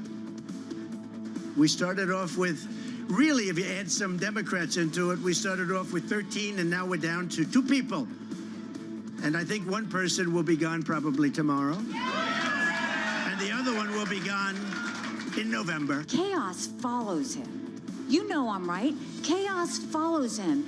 And we can't be a country in disarray and have a world on fire and go through 4 more years of chaos because we won't survive it. Here's the latest this morning. Donald Trump and Nikki Haley giving their final pitches ahead of the New Hampshire primary, with some polls showing Haley gaining ground on the former president's lead. Matthew Bartlett of Darby Field Advisors saying, quote, "It appears that the GOP is simply not ready to turn the page on Trump after New Hampshire. We could be headed straight into what is expected to be a brutal, ugly, and Anne-Marie bitterly divided general election." And it's the election, Jonathan, Americans don't want. They don't want to see Trump versus Biden. So the Wall Street Journal this morning is saying if Brian Kemp, Governor Kemp, which we interviewed in Davos, was able to beat Trump, maybe Nikki Haley can, because Trump tried to unseat him and it didn't work. So they say only 4 of the 15 states voting on Super Tuesday limit voting to registered Republicans. This gives Haley a fighting chance, but only if she abandons caution and wages a full-throated campaign against Mr. Trump. To be sure, that would jeopardize her future in the GOP if she doesn't win. She has 2 options: go quietly or go for it. She should throw her Hail Mary. In this opinion piece, Jonathan, they talk about a nuclear option for her to really go up against Trump. Let's discuss those options right now. Joining us, Matthew Bartlett of Darby Field Advisors, joining us from New Hampshire. Matt, great to catch up with you again, buddy. Why will New Hampshire be any different to what we saw in Iowa a week or so ago? Well, it is unclear if that will be the case. New Hampshire was the site where Donald Trump got his first win in 2016. It is very possible that tonight he will get his final win to seal the deal with the nomination. Now, the only thing I would say is 40% of the electorate here is independent voters, meaning that they can vote in either the Democratic or the Republican primary. So New Hampshire is always a bit of a wild card. Nikki Haley is the only person left in this race. She's contrasting against President Trump, but it's unclear if she can truly beat him in the nomination process. What more could Nikki Haley have done in New Hampshire, this state where she spent a ton of time and a ton of capital? That's Anne-Marie. That's a great question. And no one really knows. It seems as if there were plenty of people in this race, like Chris Christie, that directly attacked Donald Trump. And the Republican base simply did not want to hear it. She has tried in the recent days to really question some of his misstatements, even his mental capacity, saying that, Joe Biden is too old. Donald Trump may be too old, too. But right now, the Republican Party has, views the former president in a very high regard. As stated, they're not looking to turn the page.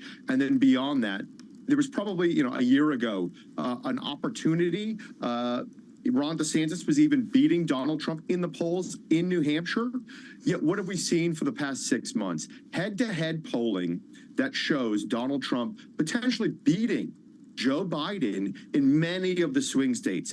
That has been a psychological factor that has been truly underreported. It has only emboldened his base to come out and vote for him, and now there's a feeling of inevitability. You've seen the race, you've seen the Republican Party coalesce around Donald Trump, and possibly even there's bigger buzz around who could be his vice presidential pick, rather than can Nikki beat him here in New Hampshire. So she does lose, and the polls are correct. How does she recalibrate? Is that it for her, or does she fight on? You go back to the old country song. If we can make it through tonight, we will worry about tomorrow. It is unclear what her path is, or if she has a path to the nomination. If she were to pull off a stunning and historic victory in New Hampshire, a la Bill Clinton 1992, I think you will see, donors come off the sidelines, national attention, voter attention nationwide. You'll see those polls move. Consequently, if she does not, there will be enormous pressure from the press, from the voters, from Republican activists to exit the race. So all is unclear, but tonight here in New Hampshire, we'll have much more focus. A lot of people are just expecting we're going to have a very long general election, Matthew. Who does that benefit more, Biden or Trump? Unclear.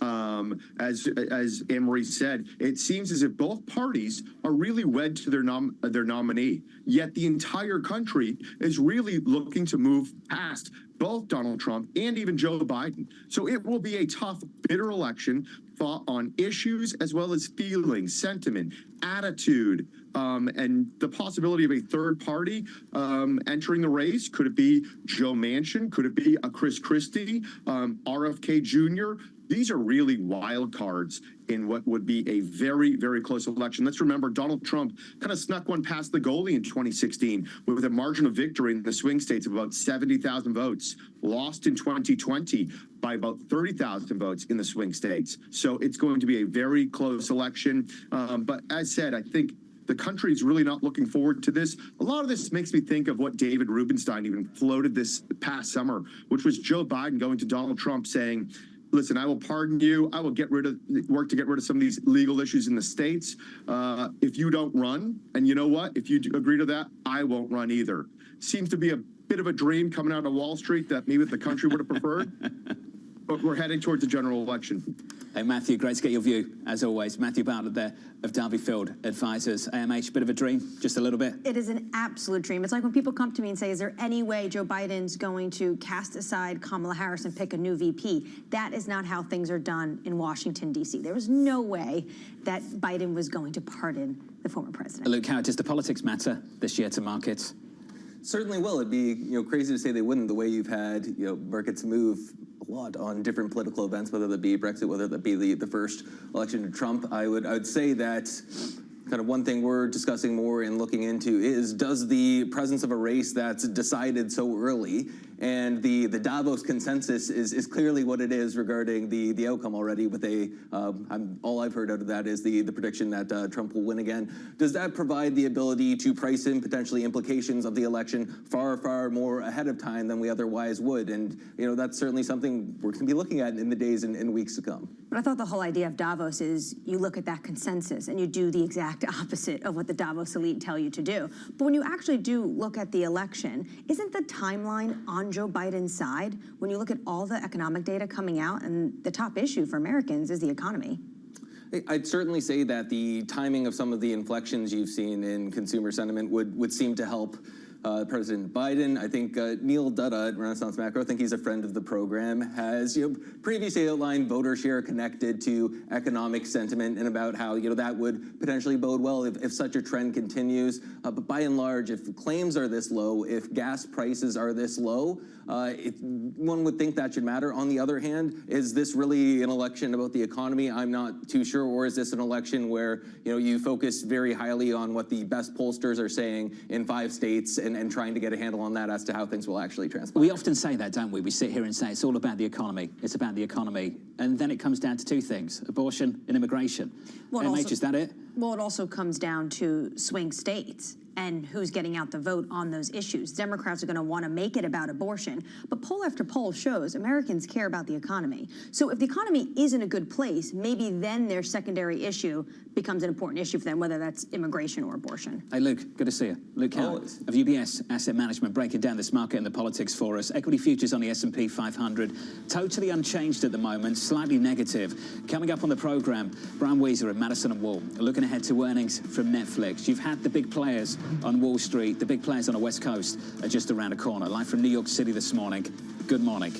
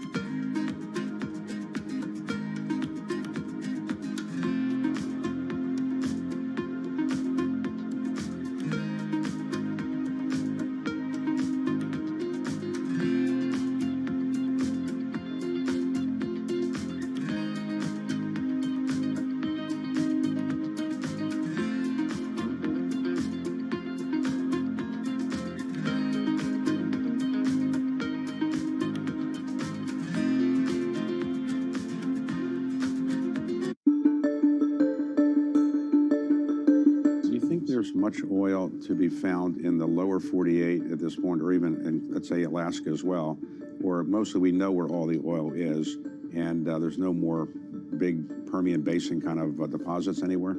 People have said that over time, and then we've always been surprised. And so the U.S. has been explored more than any other place in the world. I think the industry has a good idea, but technology allows you sometimes to recover things that you haven't been able to before. That's the story of shale. The other one that continues to be a positive story is deepwater Gulf of Mexico, where we'll go out and drill in a mile or more of water depth and then go down several more miles and find large fields. And the Gulf of Mexico is still relatively underexplored compared to the onshore. So I think there's still room for more discoveries.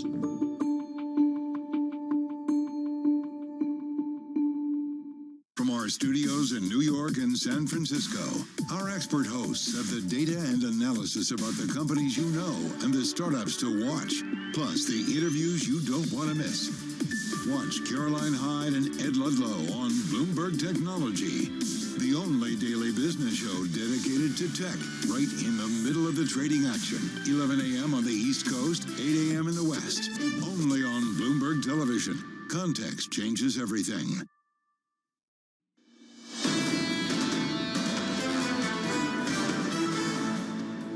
Live from New York City, check out the price action on the S&P 500. Equity futures almost totally unchanged on the S&P, negative by 0.02% after closing at another all-time high in yesterday's session. On the Nasdaq, a similar move, pretty much unchanged as well. The bounce of the Russell continues, up by 0.75%. Some earnings news out there. Let's cross over to J&J and have a look at EPS at 229, the estimate 228. I have to say, a bit of a snooze here, Lisa. Reaffirming the forecast. No big fireworks in this one. What I think is interesting is that the shares are down. And even though there were basically no big fireworks and that they basically beat by a hair or a cent, you're seeing a negative share reaction, which is actually pretty much what we've seen across the board with other companies that have either beat or been in line. It hasn't been that big of a pop, even when they've been able to deliver. And I wonder if that's going to be a theme. That's J&J. Let's turn to the bond market.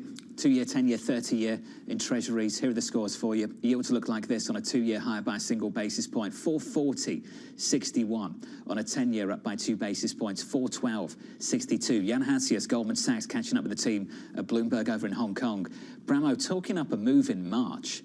A move in March where I've heard from pretty much everybody else pushback to that call. There is company at Bank of America. Michael Gapin also seeing a move in March. We'll catch up with him a little bit later. And this is because some people see some sort of deterioration on the front when it comes to some of the economic data. Right now, just to give you where markets are pricing this, it's now 40% chance of a March rate cut. That's down from some 86% at the peak of all of these excited feelings toward rate cuts.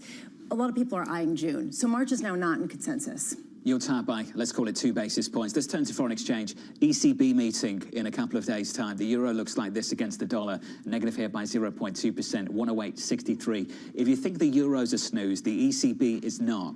President Lagarde, according to several reports, first reported by Politico yesterday, criticized in a staff union survey marking the halfway point of her 8-year term. A slight majority of respondents in the December poll assessed her presidency as either poor or very poor. Many criticized Lagarde for spending, quote, too much time on topics unrelated to monetary policy and going too frequently, Lisa, into the political domain. And what was shocking about this survey is how much it diverged from the predecessors, her predecessors at the ECB, where there was a lot more support.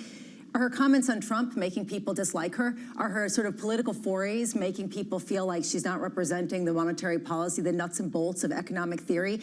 I don't know the answer to that, but the survey kind of speaks for itself. I'd say a couple of things about this. There might be a pay dispute of the last couple of years that have maybe poisoned the waters at the European Central Bank between the top of the ECB and at the staff level. I'd also say this about the European Central Bank. I bet, my view, if you surveyed the governing council, so the national central bank governors and the executive board, and what they think of Lagarde versus the previous governing council underneath Draghi, I imagine there'd be more tension around Draghi than there is around Lagarde. Because what I've seen from Lagarde is a consensus builder at the governing council level in a way that Draghi never was.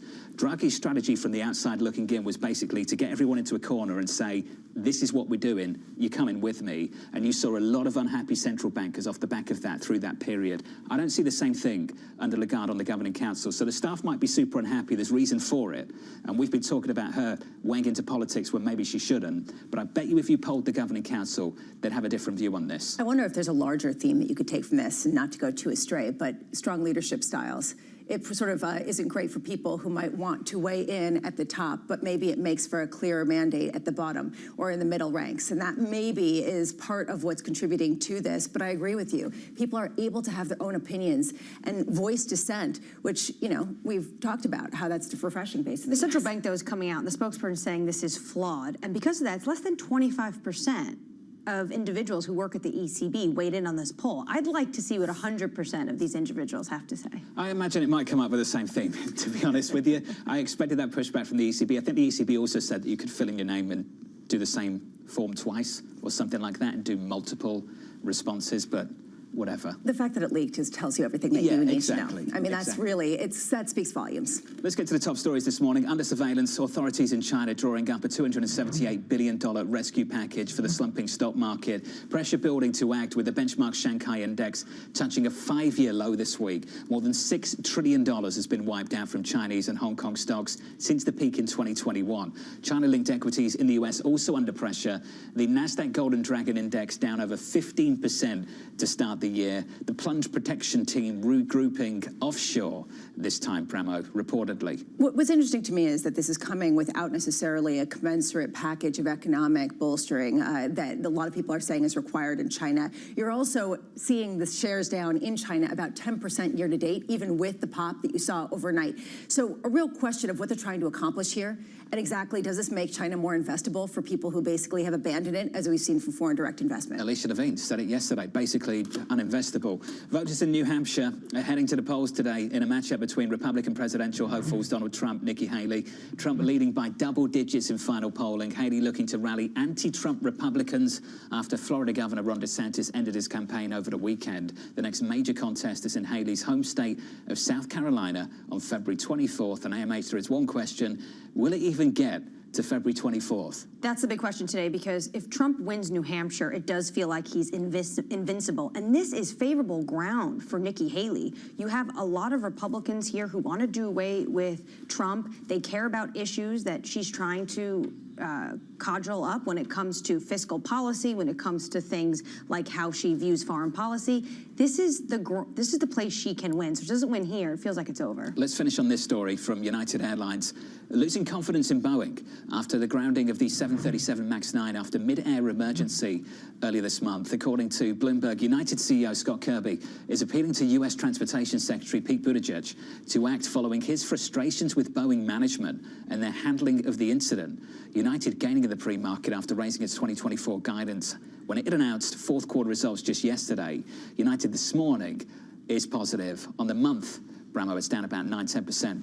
All I can say is I can understand the frustration given that there hasn't been real clarity on when they can bring some of these MAX 9 jets online. But it just highlights how challenging it is for Boeing that you have, again, leaked the idea that Scott Kirby is coming out and saying, calling short for a complete overhaul of management, but pretty close to what's going on, guys. We counted on you. We ordered your planes. We actually are one of the biggest buyers, and you let us down, and we can't fly these. I mean, that's got to be such a frustration, and the reason why maybe you're seeing a more motley outlook going forward. Not the only airline boss who's complained about this company over the last year, is it? No. Michael O'Leary sat around the table with us from Ryanair complaining about delays, and I think those delays are getting more delayed. But Michael O'Leary has more of perhaps a colorful personality when it comes to saying some things, the quiet parts out loud. Scott Kirby strikes me as more buttoned up. So I'm just throwing that out there that, personality thing can also,